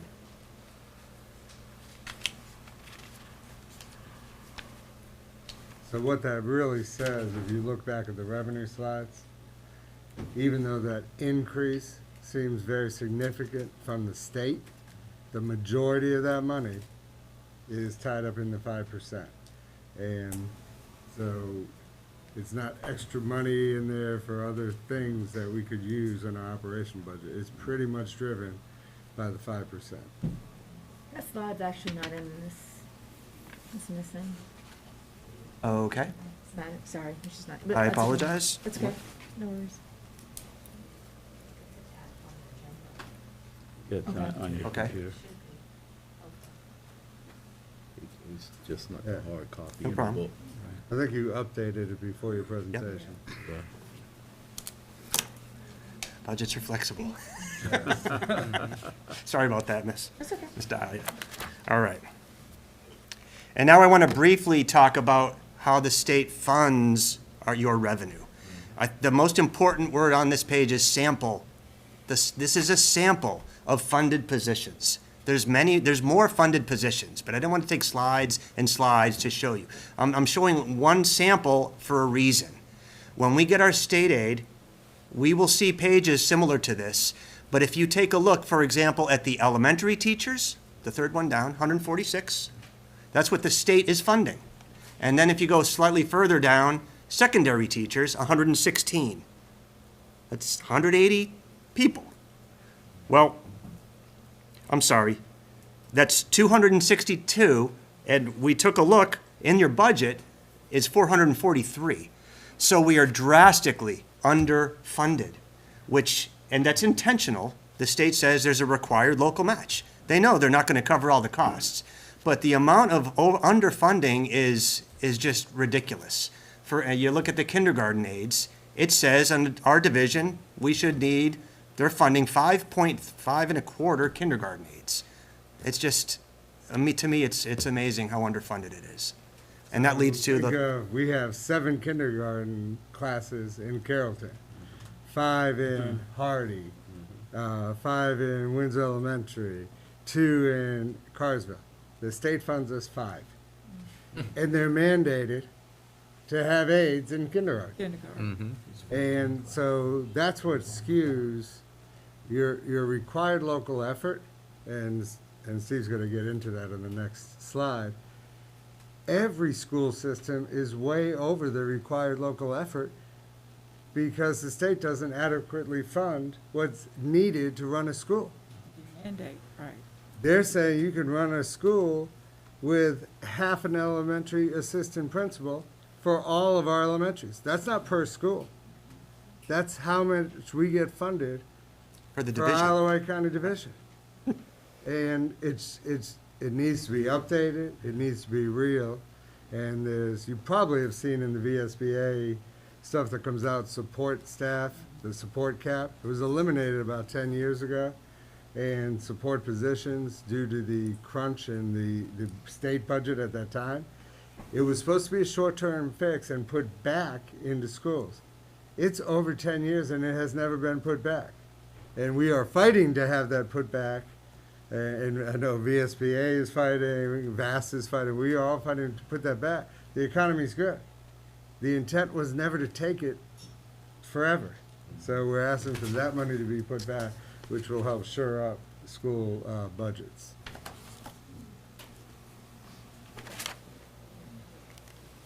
So this is an interesting graphic, and it's dated a bit, but it's the most recent one that the state has published that I could find.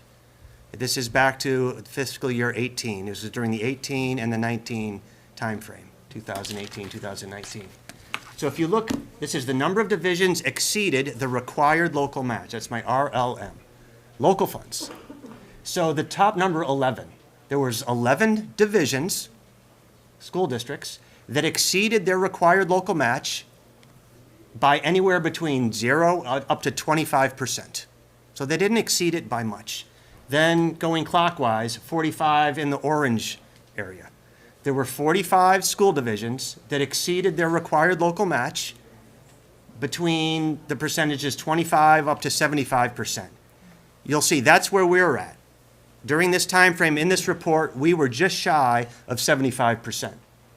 Continuing into the bottom section, there were 34 divisions that were exceeded by up to 100%, meaning doubled of their required local match, and then 45 that were 100% or more than doubled.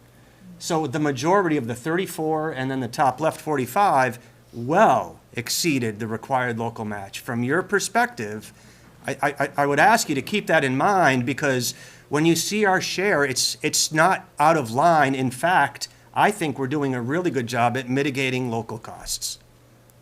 And it depends how you read data. You know, I'm a math guy. Some people will look at data like this and use it and say, if you're in the bottom half, your locality should be doing a whole lot more for you.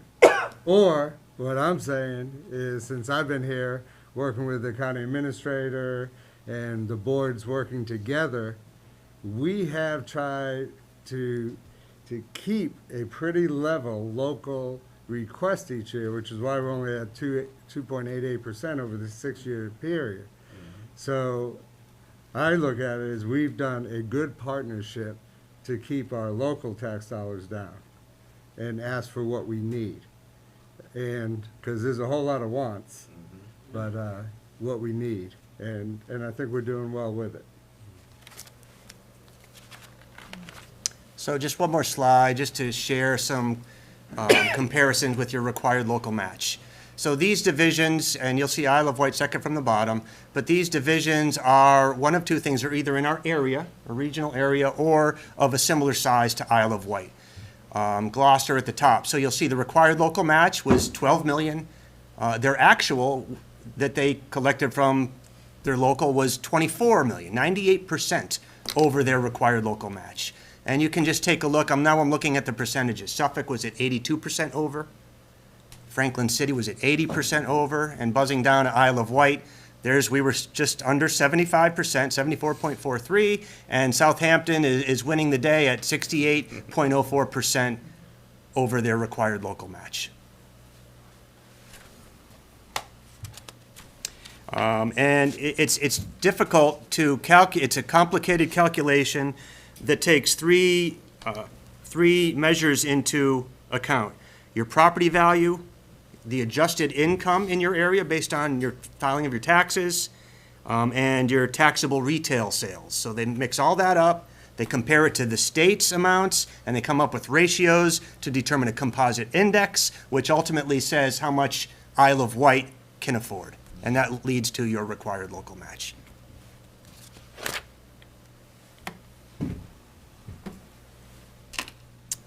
So now we'll just get into some of the sheets that summarize your spending.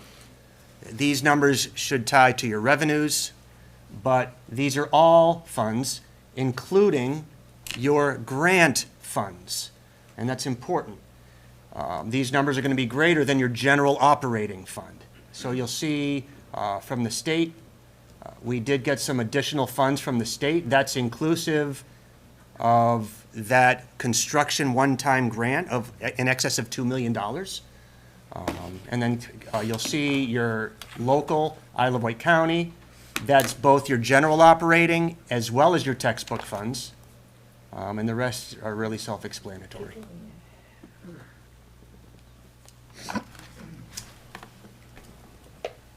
And this is broken down by category. And there's a debt service piece from our energy savings in years past. But again, they just speak for themselves. You can see the changes over to the right.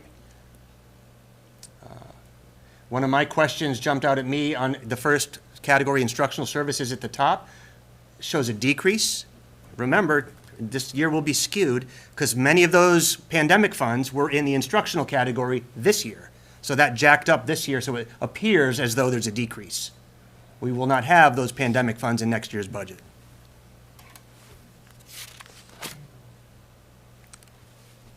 And now this is without the grants. This is just Fund 100 or your general operating fund. When someone asks me, what's your budget? To me, these are the numbers that represent your budget, because grants tend to come and go. So this is a more day-to-day operation, if you will, of what we would plan to spend.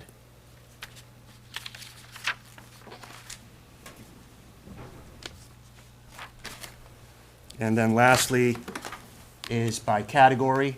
You can see the instructional services. It ties very nicely to that 5%. You'll see the other categories and what their percentages look like, and the total increase at the bottom.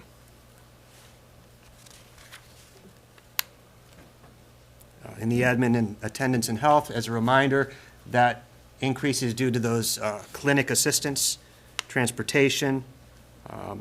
If you remember, the board did approve a well-deserved increase for drivers.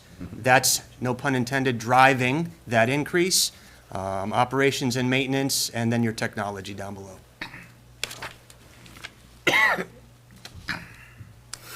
So one more statistic here for you. On the left side, the orange and the bluish is the general fund. And of that general fund, 80.4% are salaries and benefits, people. And that's not uncommon, an 80-20 split, salaries and benefits versus all other costs. But of that blue, the colors are intentional here. To the right is breaking down salaries and benefits, and of the salaries and benefits, 83% of that is school-based, your teachers, everyone in the schools. So most of this budget is in classrooms, is running the schools as it should be. So again, just another statistic for you to take a look at. A breakdown of the categories in your general budget. Instructional services, this is now inclusive of all costs, 75%. And lastly, just some dates that you have as a reference. So at the top, we'll be meeting again 9 a.m. Here. And we'll take a lot of questions, I'm sure. And then the public hearing, we've put an ad out to publicize in the paper that February 24th, again here at 6, is a public hearing to hear from the public. So any questions? Okay. Very good. Thank you. Thank you, Mr. And it would Kempis. be helpful, if you do have questions as you look through the 50-page document that you have, the Excel. As you get those questions, I know Steve would appreciate if you could send them to us ahead of time. Okay. And so hopefully you can answer all those questions while we're actually there at the work session. But some will come up as you go through that book. Yeah. Every time I look at it, I have a different question. So it's, yeah. I got one. Very good. Thank you. Thank you, Mr. Kipnis. Okay, at this time, we'll move on to 17 point. Actions and closed session items. We need a motion. Personnel report. Madam Chair, I'd like to make a motion to approve the Personnel report. personnel report as written, or as submitted. And Right here, a second. and the addendum. And the And the addendum, addendum, excuse me, right. and the addendum. I'll second that. Okay, we have a motion and a second to approve the personnel report as submitted along with the addendum. I'm sorry, who was the second? The second was Mr. Collett, and the motion was Mr. Cunningham. Have any discussion? At this time, we'll take a vote.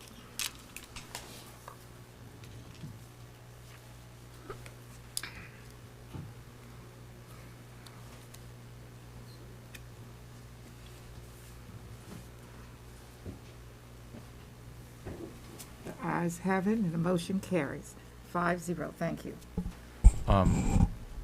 Miss, Hugh, Madam Clerk, the packet that the board is voting on, just for the record, is available with you, correct? Oh, yeah. So if members of the public would like to see it, so they know what the board is voting on, Madam Clerk has it, okay? I'm at the personnel report. Yes, and make sure, so in the future, when the board takes the vote, make sure that we announce Okay. that it is available.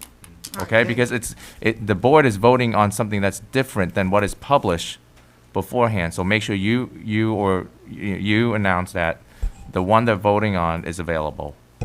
Thank you, Mr. Patrick. Is there anyone in the audience tonight would like to have a copy of it?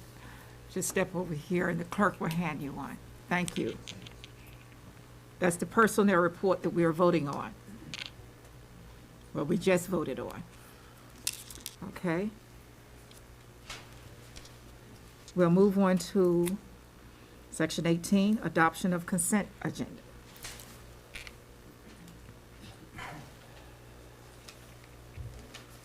Are there any discussion on the consent agenda? Well, we need an action. It's an action item, so we need a motion. Ma'am, Madam Chair, I'd like to make a motion to approve the consent agenda as attached. As presented. Second. We have a motion and a second on the floor to approve the consent agenda as attached and presented.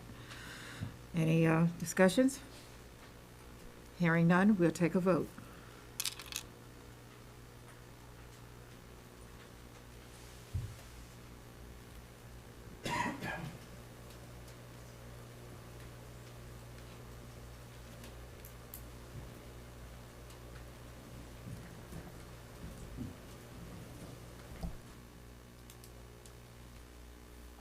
Ayes have it, motion passes 5-0. Thank you.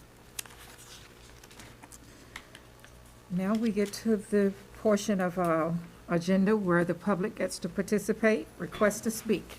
Ms. Ruitt.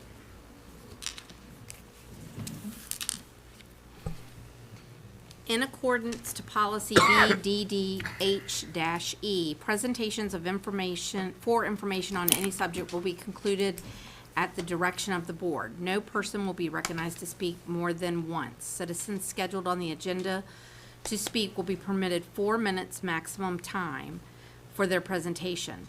Delegations will be requested to limit their speakers to 2. Persons speaking are asked to be specific, state the issues for the board's consideration, and attach a copy of your prepared remarks. If you have prepared remarks given to the board clerk, please do not approach the board members. Any matter relating to specific students will be heard by the school board only in a closed meeting. The first one is Ms. Tatiana Turner. Is that right?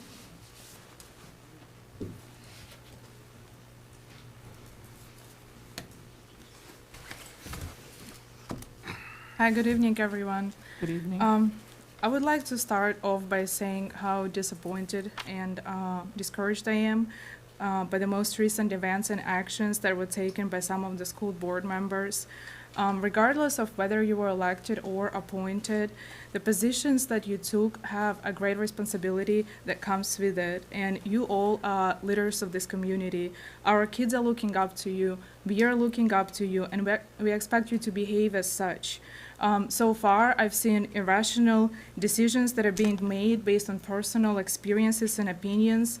On the other hand, I feel that our opinions and concerns don't matter to the majority of the school board members. We are forcefully being removed during the board meetings for speaking up or voicing our concerns. Citizens are being personally attacked by the school board members. We are being told that as transplants, our opinions don't matter as much. And with me being so-called transplant, it is very disturbing to hear from a figure of authority in this community that is currently responsible for my children's safety in schools. My kids go to the same school as everyone else's. They follow the same rules. They are being impacted by the same policies. So I feel like if I need to speak up, my opinion should matter just as much as everyone else's. And I had a whole speech prepared on masks. At this point, I feel like it's a moot point to even discuss that. But I would still like to say that it is very disappointing that this decision that was made today, I feel like was made because school board was forced into it, not because school board stood up for our kids, heard our concerns, and made the change based on the information that was available to them. I would also like to mention something that has happened during the town hall meeting a few days ago. There was a lady that was trying to speak from the Hardy district. She was removed because she wasn't allowed to speak because she was not from the district that was speaking. But at the same time, there were two gentlemen that were allowed to speak. One of them was from the Hardy district as well, and another one was invited by Mr. Vines that does not even live in Isle of Wight County, nor pays taxes, but he was allowed to speak as well. And I would also like to add that the most recent VDH guidelines regarding the staff states that I'm reading from the VDH guidelines, educate staff regarding their choice pertaining to masking. Nowhere in there it states that it should be mandated. I would like to ask school board to consider giving our teachers a choice as well. And even if you look back at everything that happened in the past, in the history, never people that were forcing others to do something were on the right side of the history. And that's what we are currently doing. I understand school board cannot change the whole world, but I'm asking you to at least try to make a small change and difference. That's all I have. Okay, thank you. Excuse me, what's your last name? Turner. Pause, I asked you. Excuse me, ma'am, I didn't get your last name when they called you. My last name is Turner. Turner, okay, thank you, Mrs. Turner. All right, thank you. Robert Gibson.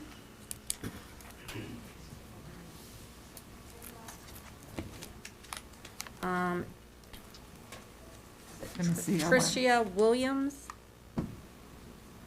Sorry.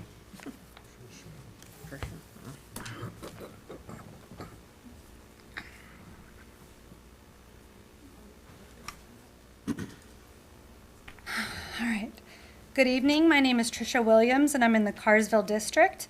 As far as teachers and masks, like Tatiana said, the updated OSHA guidelines, the VDOE guidelines, and the VDH guidelines all state that school officials are to educate their staff in regards to their choices regarding masks. So I ask you to please update the guidelines for teachers and staff. It's imperative for speech and language development as well as social emotional development for our students. Next, I'd like to thank Mr. Colick and Mr. Vines for hosting the town hall meeting on Tuesday evening. I was able to formally introduce myself to both of you, and it was a pleasure speaking with you. Mr. Colick, thank you for responding to all of my concerns, my emails. I've sent many, so I thank you. I haven't heard anything from you. Ms. Vines, Ms. Dow, we've spoken. So, Mr. Vines, let's see. As y'all know, I'm a teacher here at Isle of Wight County Schools, and it takes a lot of bravery, I think, to come up here in front of y'all. I'm going on my 6th year with the district, and I'm a very proud and dedicated teacher who not only loves my students, but all students. I also respect all students, their families, and the citizens of Isle of Wight County, and I am appalled at how these citizens were treated at the meeting. First off, as a special education teacher for this county, I feel the need to correct you on a statement you made at the town hall meeting regarding IEPs. You stated that IEPs in this county are over 6 months overdue, and that's completely false. Our special education department is amazing, and we legally follow a timeline in regards to child study, eligibility, and IEP meetings. So again, that statement was false. During the meeting, you were combative. You accused a citizen speaker of racism. You had the sheriff deputies remove a citizen from the room and came off as extremely rude. You referred to most citizens of our county as transplants, and that offended many. And it sure sounds as though you feel that if someone wasn't born and raised in this county, they don't have a voice. I am a proud transplant, and my opinion does matter. Like I said, I'm a teacher for the county, and I have 2 students in this county. It shouldn't matter if you've been in the county all of your life or 2 days. If you're a taxpayer, your opinion matters, and your voice should be heard. And it's your job as a board member to listen. You're supposed to represent Isle of Wight County Schools, which is my place of employment where I'm very proud to work for and where my children go to school. And it was completely unprofessional. If I were to speak to any of my students' parents, members of the community, fellow staff members, in a professional capacity the way you did, I'd be held accountable, and I expect you to be held accountable as well. Lastly, I just hope that constituents remember that this board, the entire board minus Mr. Colick, did not support parent choice. You guys are now being forced to give us our choice, so I just hope that everyone will remember that for November's election. Thank you for your time.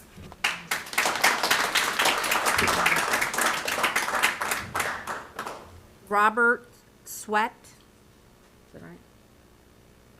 Robert? Okay. Mark Wooster.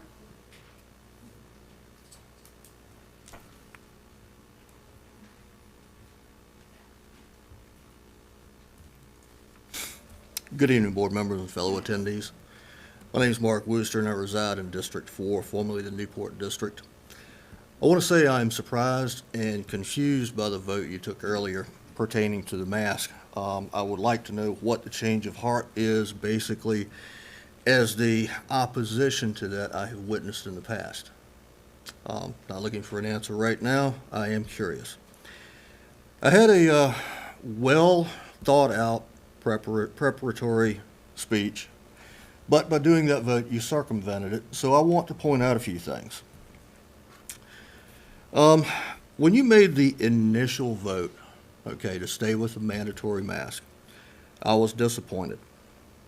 I sent an email to my representative of District 4, and I did not receive a response or an acknowledgement to that email. Now, in my representative's defense, I did not specifically request a response to the email. I merely assumed as a representative of my district, the person would be respond automatically. What I've been witnessing, many parents have spoken before this board, and they've expressed their desire to have their parental rights in deciding whether their children will wear a mask or not. I've noticed that they have either been ignored or silenced at times. Parental input should not only be heard, but it must be encouraged. Parents do know what is best for their children. I want to commend you on your vote tonight, however, for removing the mask mandate.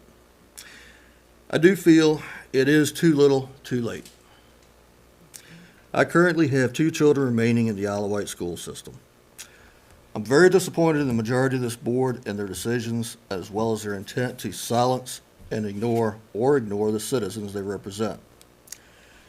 Due to these reasons and my lack of confidence in the majority of the board, I have decided to run for Isle of Wight County School Board in District 4, formerly Newport District. I can assure you, if I am elected, I will value the citizens' voices. Thank you.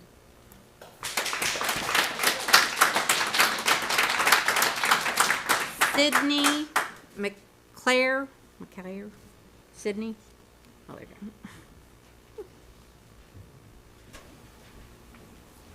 Good evening. My name is Sydney McAleer. I'm a junior at Smithfield High School, and I came this evening to respectfully request that the mask mandates be lifted in Isle of Wight County Schools, but the vote earlier did confirm that that would be going into effect. I believe you said March 1st. So my prepared remarks aren't entirely useful at this point, but I just did want to come up here and say thank you guys for your consideration. I know this is a decision that a lot of people are going to appreciate. I think the bottom line that the majority of people were really trying to emphasize was parent choice, personal choice. Of course, this doesn't mean people can't wear their masks. It simply means that you get the decision to do what you want to do. And I think with recent downtrends in the COVID cases and as well as some other points, which I'd be happy to go into if anybody was interested, I think this is definitely going to be the best decision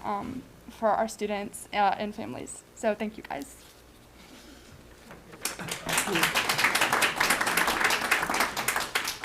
Candace Vanderbrake.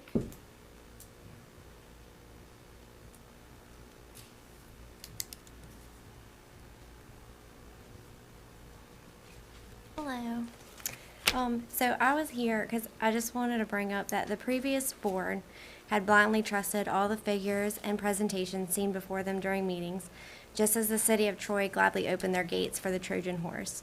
Isle of Wight is a very diverse community, and I applaud you for creating a plan to actually work with the communities. We have to appreciate the fact that so many parents and grandparents are passionate about their children. We need to make sure that teacher contracts leave room for them to come forward and share experience with people that can advocate for them or their beliefs. We don't know what is foreseen in this crazy world. Democrat to Republican, we can say that we would like to keep politics out of the school, but we can realize that lately that seems impossible. We need to set forth policies and rights for our teachers so that they know they can be advocated for. I am not sure who responds to the Teacher Advisory Committee, but those responses were cold, and I did not read any response that came up with a solution or said they would investigate. We have voted on so much lately with no teacher input. Hampton Curriculum, the Discovery app, the Superintendent Code of Ethics. We have spent so much money on things that we know little about. We do not actually know if the teachers want it. I think that we should find one teacher for something and one teacher against something and then let them speak. The last board meeting, we heard Ms. Getz speak on parental involvement. There are several parents I know that have just removed their children from the school system because that seems to be easier. What parental input are you seeking? I know when I had a meeting with Getz, she mocked my parenting style in a meeting with her. Unbelievable, I believe, was the word chosen. Unbelievable, I haven't taught my 5-year-old that believes an elf disappears every night what sex is. I emailed Lombardo and I told him whatever committee you need parents to sign up for, I have not received one call. Many things I have learned in meetings with central office, I cannot even verify the sources. Parental and teacher input needs to be involved and all parental rights need to be corrected, whether they see with or against the board's views. Above parental rights, innocence and mental health need to be number one. Mental health has become such a critical and intricate part of our community. I think we need mental health counselors in schools, and frankly, I think that we should have them weigh in on policy and material given to students.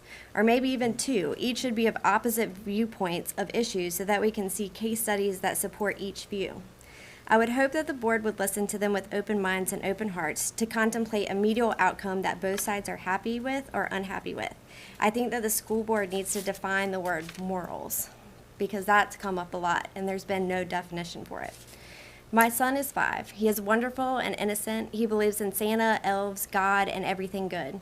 Videos that go against parental views on vaccination, videos defining transgender with applicable for the kindergarten grade level, assisted with cartoon books, videos on intersectionality, LGBTQIA, sex, family life material, gender identity, and more are on his iPad. He wears his heart on his sleeve, and he loves everyone, and he is everything good inside of me and more. And I ask and I plead that we don't allow materials in the hands of my child that will take away his childhood before he is ready. He will already remember the last 2 years covered with masks so that he cannot see emotions. Let's not teach our kids to cower any longer behind worldly fears.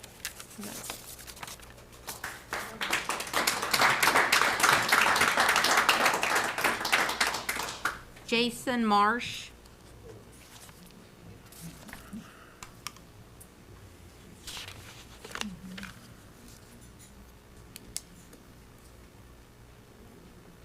Good evening.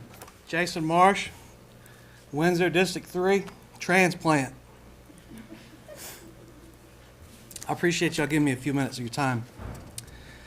January 16th, I reached out to Mr. Vines on an email, and I asked Mr. Vines, what is your plan to make sure Isle of Wight is in compliance with Governor Youngkin's Executive Order 1 that ends the use of inherently divisive concepts to include, but not only, CRT?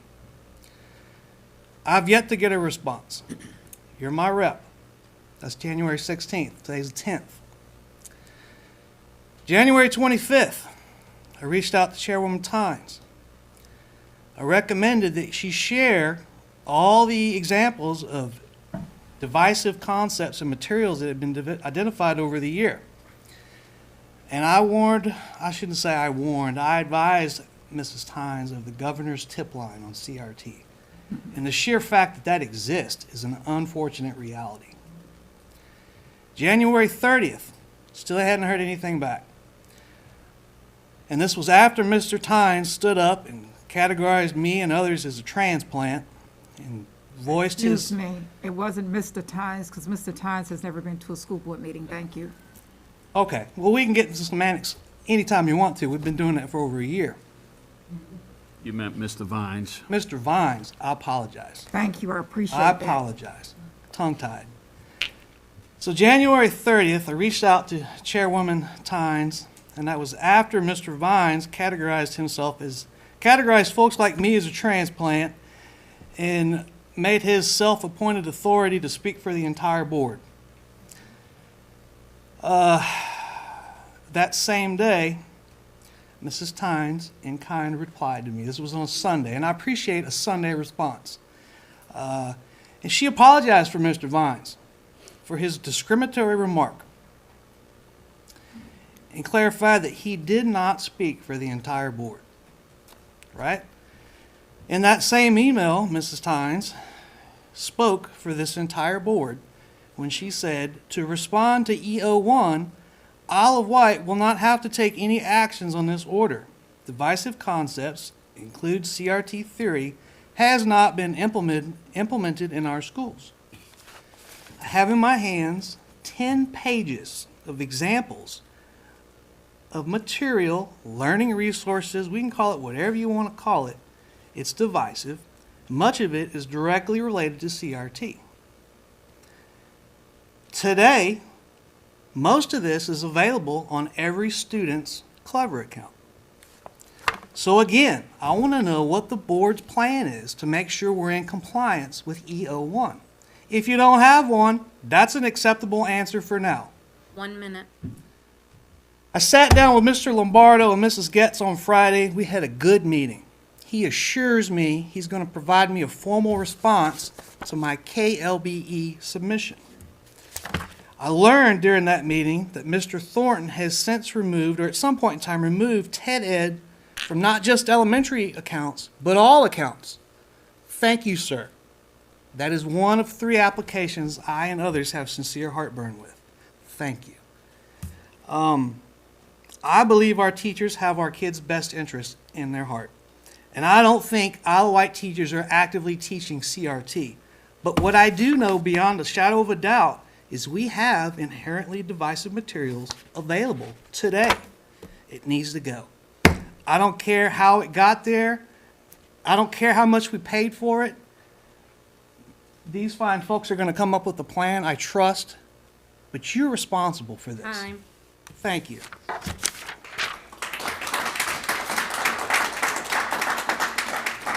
David Adams.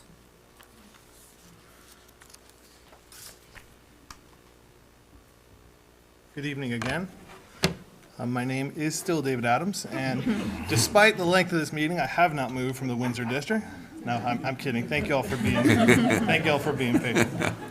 I issue a call to not just board members, but also the citizens of Isle of Wight County for a call to civility.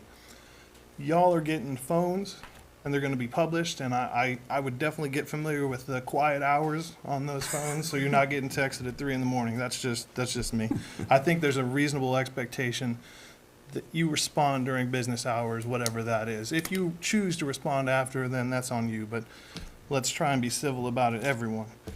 During the town hall meeting at Windsor Elementary School on Tuesday, February 8th, and at the special meeting held on Thursday, January 26th at Westside, members of the public and of the board were throwing barbs at each other. Words like white supremacists were thrown around. Individuals were suggesting that certain board members don't live in the county. None of this is helpful. None of this is productive towards engaging a successful dialogue. Just to be clear, I'm no snowflake. Words don't bother me. Like some of the board members and citizens in the audience, I've served this country in the military. I've heard things I won't say here, but I fought to defend all speech, even that which I find repugnant. How do these words and engaging in personal attacks help us achieve our common goals? We have more in common with each other than not. Let's not forget that. All of us choose to live in Isle of Wight County for our own reasons. Some, like Mr. Vines, have generational familial legacy. Others because they found a job here, while others still work in a neighboring area but moved here because they love the clean country air and the people who live here. You may have different reasons for being here, but you're here just the same. While we may disagree on policy, personal beliefs, and ideas, I believe firmly we can find common ground. I've spoken to Mr. Vines and Mrs. Dial personally, and we have differing opinions about masks. I'm glad that's done. We agree on a lot of things. I want Isle of Wight County Schools to hire and retain the best teachers for our students. I'm sure the members of the board agree. I want all of our children to feel safe at school, and I'm sure the parents, grandparents, and other family members in the audience can agree with that. I want all these things and more, but I don't want to pay more in taxes. I think we can all agree on that. My point is, the only way for us to find common ground is to talk to one another without preconceived notions of who the other is. I'm going to share some personal details with you so you can see where I'm coming from and who I am. I have been in a multi-ethnic marriage for 23 years. I know you're looking at me like, this guy's been married for 23 years, what is it, 12? It doesn't matter. I don't use the term mixed race because, in my opinion, we are all one race with differing shades and textures. We're all one race. We have 4 children, 2 of whom graduated from Windsor High, do the math, and 2 more going through or have gone through Windsor Elementary. My wife and I have both experienced racism. I'm not pretending that I know what it's like to walk in anyone else's shoes, but please don't presume you know me or my journey. I grew up as a lower class kid in upstate New York, received public assistance well into my teenage years, and believe the only reason I'm here is because I joined the military. How many of you had that idea of me before when I walked up here? How we act now and how we treat each other will be the blueprint for generations that follow us. What do you want your legacy to be? I extended an offer to anyone still listening. Let's meet for coffee at Ringo's or Taco Tuesday at El Rodeo. Let's talk so we can figure out what we agree upon. Let's build from there. Build a community that takes challenges head on and reaches solutions. Thank you for your time. Laura Fletcher.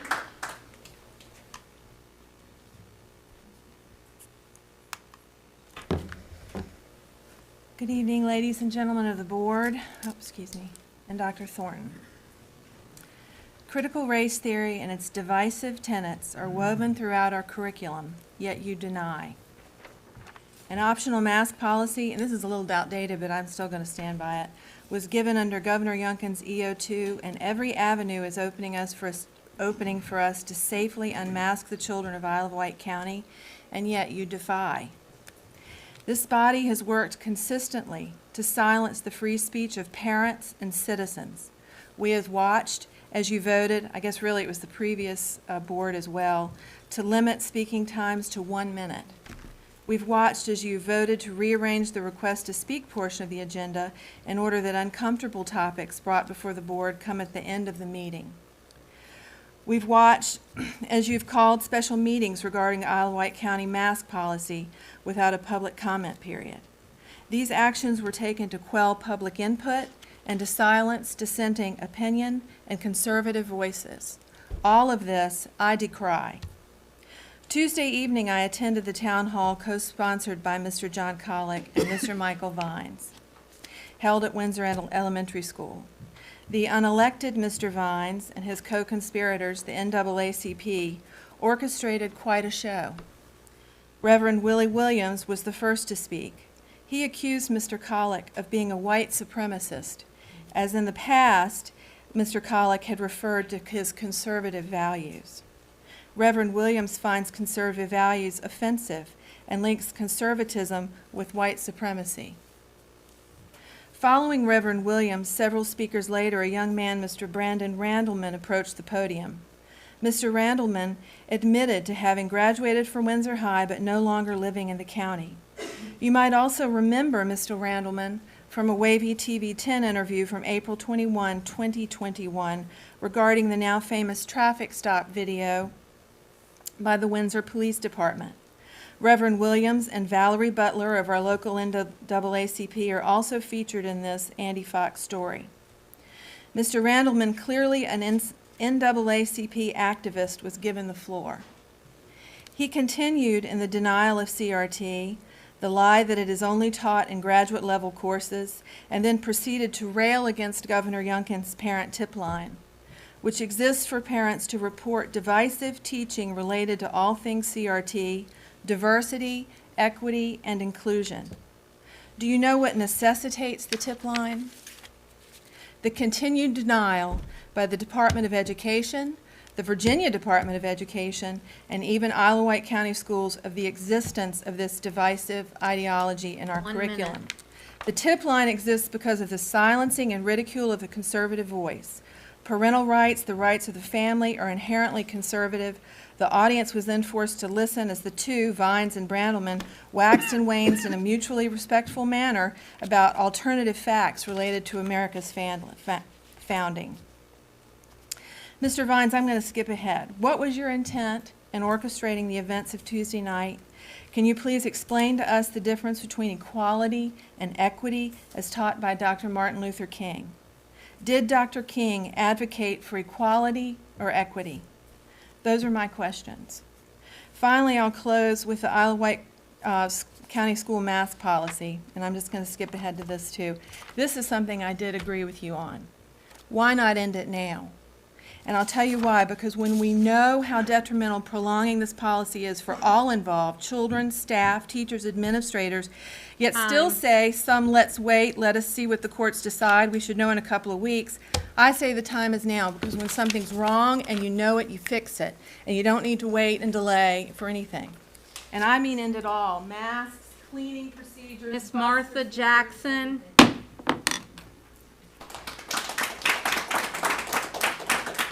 Brittany, oh, Miss Martha, I didn't see you. There you are. No, you're good.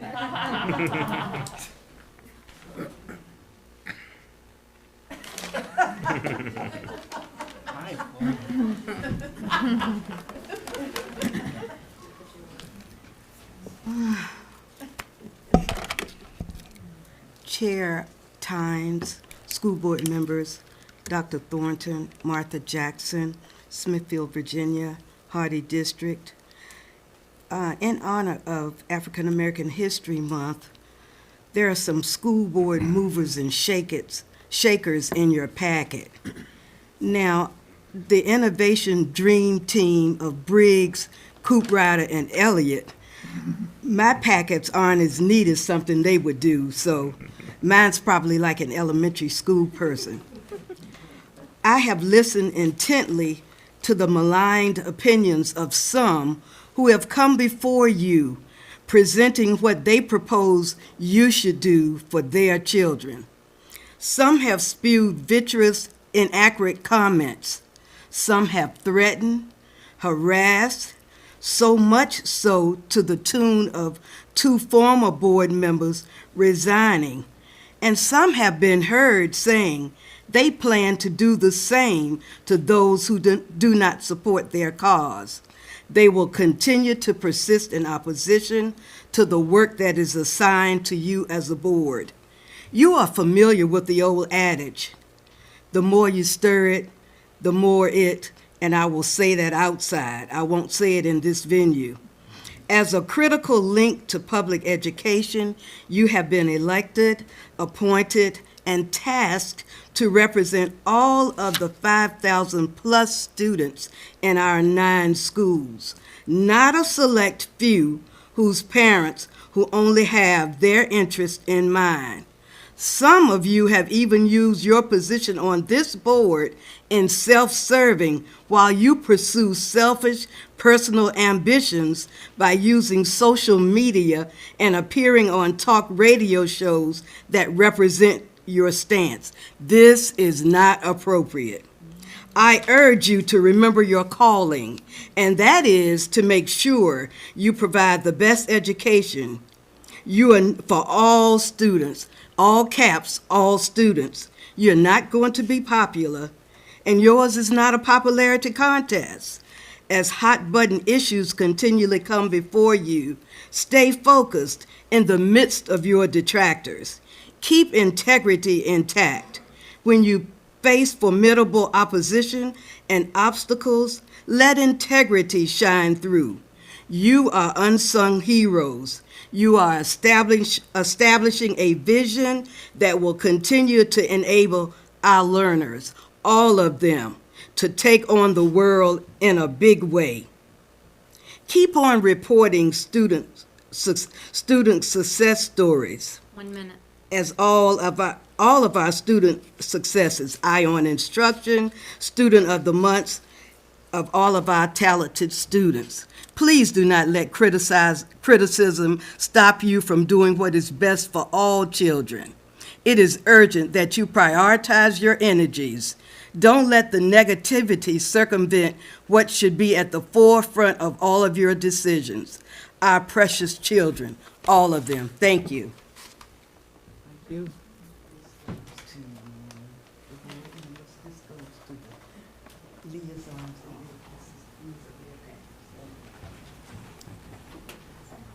Is that it, Mrs. Ruitt?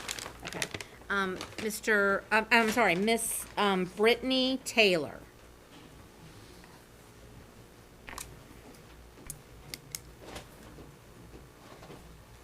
Good evening. Good evening.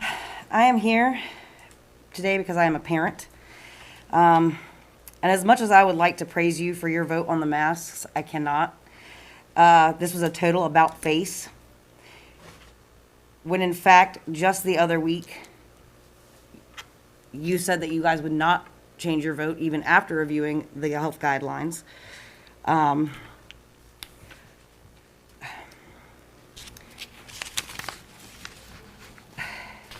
believe that this is because certain realities that most of you ignored are now smacking you in the face.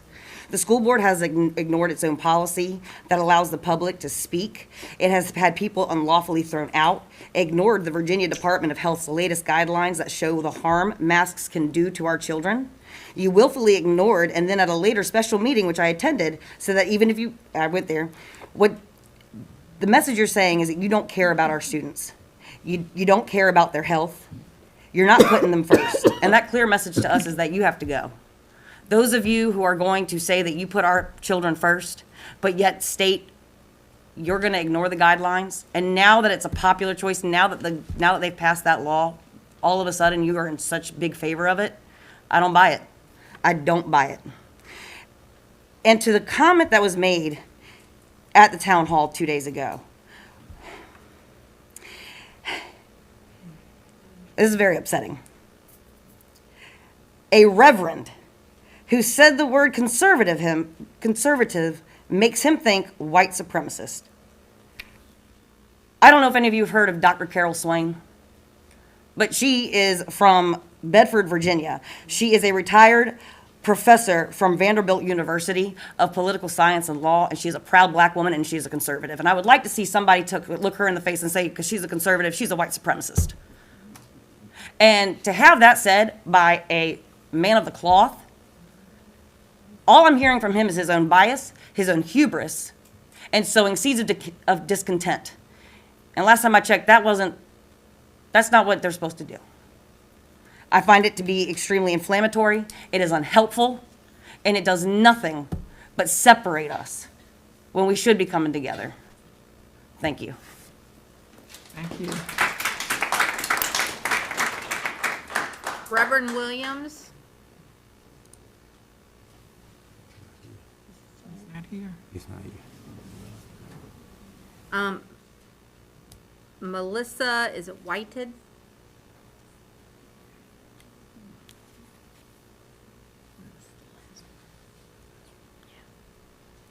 Good evening. To get started, I would like to acknowledge that I didn't have all the information at the town hall meeting on Tuesday before presenting my question. It was pointed out that I needed to have all the facts in an effort to not embarrass myself before asking a question. But for what it's worth, that's the joy of being able to ask questions in an effort to gain clarification. So I appreciate that I had the opportunity to ask my question in order to do that, just get the facts. I encourage my children and grandchildren to always ask questions and never worry about feeling silly for not knowing everything. I have since been able to gather more information. The system I used only showed 2 owners for the property in Windsor, but Isle of Wight County showed 3. Regarding the Suffolk property that it was stated sold over 2 years ago, according to 2 sources, it sold on 7/2/21. However, the property that is appearing at the top of the list in my search is actually not the address of the property that sold a little over 7 months ago, and is in fact the property in question. While someone can absolutely own more than one home, as was vocalized, which is a gift and in and of itself, it leaves room for question when all the facts are not given in response to asking a question. It's difficult to find clarity to questions when responses are muddled with seemingly condescending remarks. The town hall meeting for Windsor and Carsville districts on Tuesday night was sadly one of the most chaotic, demeaning, and hypocritical public forums I have ever attended. The rules at the beginning were as follows. Only people from the two districts were allowed to speak and would speak first. At the completion of residents speaking, people from other areas would be able to come up and speak. The board followed this self-established protocol for maybe 2 or 3 speakers. There was a tremendous amount of disrespect, condescension, arrogance, discrimination, bullying, overtalking, and unsettling remarks being used by a board member that were extremely inappropriate and antagonizing. These remarks created a tremendous amount of discontent for the concerned citizens who were there in hopes of getting answers and facts. These types of intimidation tactics intended to demean and degrade the citizens of Isle of Wight County should not and will not be tolerated. One citizen was escorted out by deputies prior to even being able to speak, even though she was invited up by one of the board members. All citizens wanting answers should be allowed to speak and receive a response in a professional and courteous manner, and this person wasn't even given the opportunity. If the board allows adults to be treated in this manner, how are they allowing our children to be treated? We have to be the example, and we shouldn't treat one another this way. It should go without saying that the length of time someone has lived in this county should not matter, and it should not be the defining question as to the sincerity they hold about the education of our children. And in the same respect, nor does being born and raised here make anyone an expert. I find it disheartening that you as a school board are allowing one member to create such a contentious environment which makes it virtually impossible to have an open and flowing dialogue with the concerned citizens of this county. As I bring this to a close, it's important that I state for the record, the color of your skin, or anyone else's skin for that matter, is not in question. It never has been, and I wholeheartedly accept you as a member of the school board or as someone in my life regardless of the color of your skin. However, kindness does matter. How you speak and treat others matters. And a member of the school board, what matters is that you are willing to take on the responsibility of the education for the children in a manner that is positive, fulfilling, and inspiring. That matters. But does it matter to you, is my question. After what we witnessed on Tuesday, I sadly am not sure if the answer is yes, and as such, I am suggesting the immediate resignation and/or removal of Michael Vines from the school board so that we can get back to supporting our children in a positive and fulfilling way, and I believe that includes being able to have open and kind discussions regarding the concerns of our children's parents, grandparents, and other family members. Thank you. Thank you. That's it. I would like to thank all of the citizens for coming out tonight and voicing their opinions. These were the citizens that signed up. Is there anyone out in the audience that would like to come up that did not have an opportunity to sign up? This is your opportunity. Okay, thank you very much. Okay.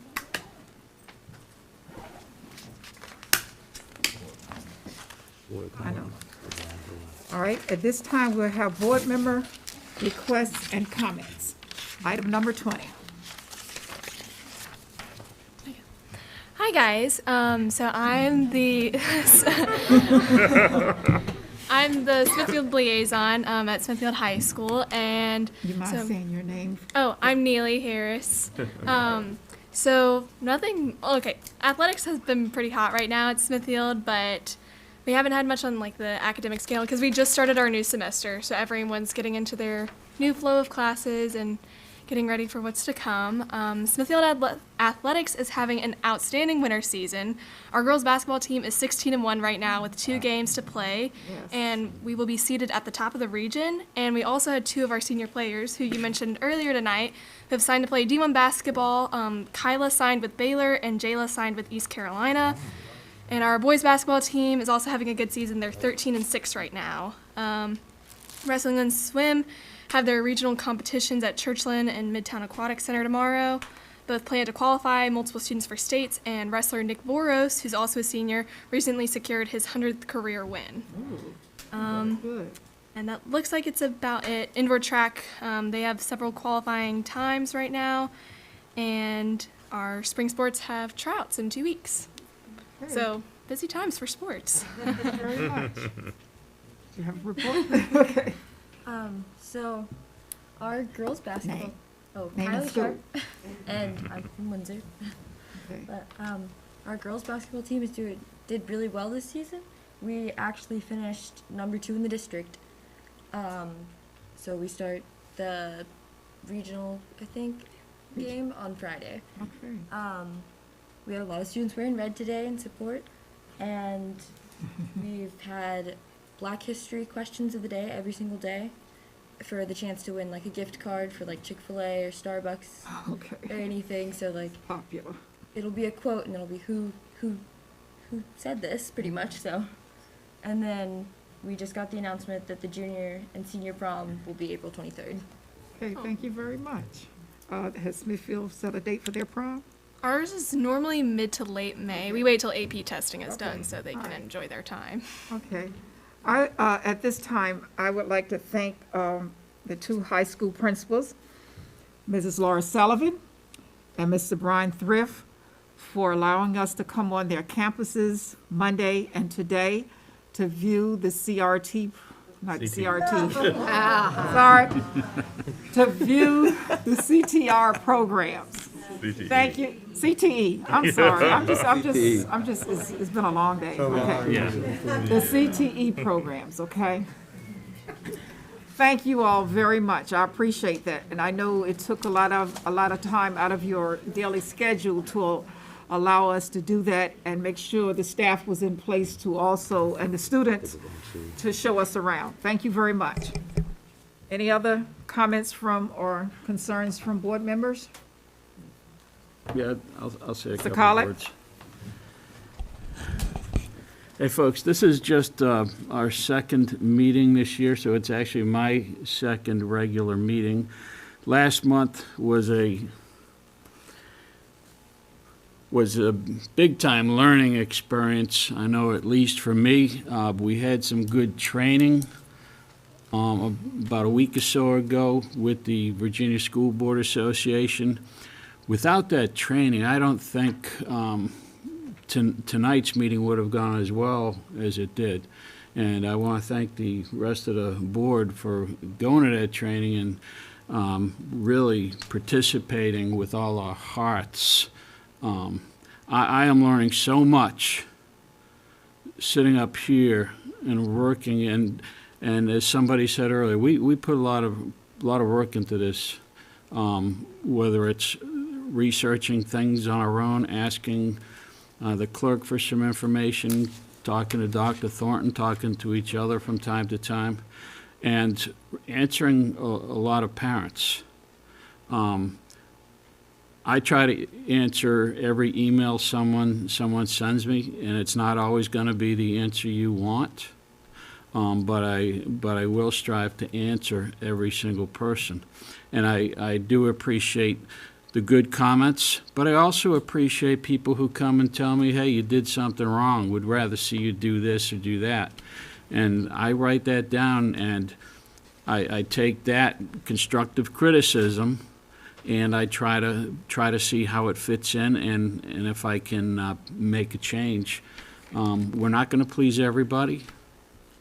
The mask, that was a contentious issue. We came to what I think is a good compromise, and hopefully everybody in the county understands that, and we move forward from that, and we take care of the more important things now, of making sure that our kids get everything they need for a proper education. Make sure that we get them teachers that we need to hire, the bus drivers, the staff, and we get everything in place so we can continue a tremendous school system that we've got here. So again, I want to thank everybody for your comments tonight, for your comments over the last month. And, keep them coming, the good, the bad, the ugly. The only thing I do ask is please, everybody, be respectful. Thank you. Just before I adjourn, Mr. Adams in the audience, you still, I would like to speak with you before you leave, sir. Okay, thank you. Any more concerns for the board?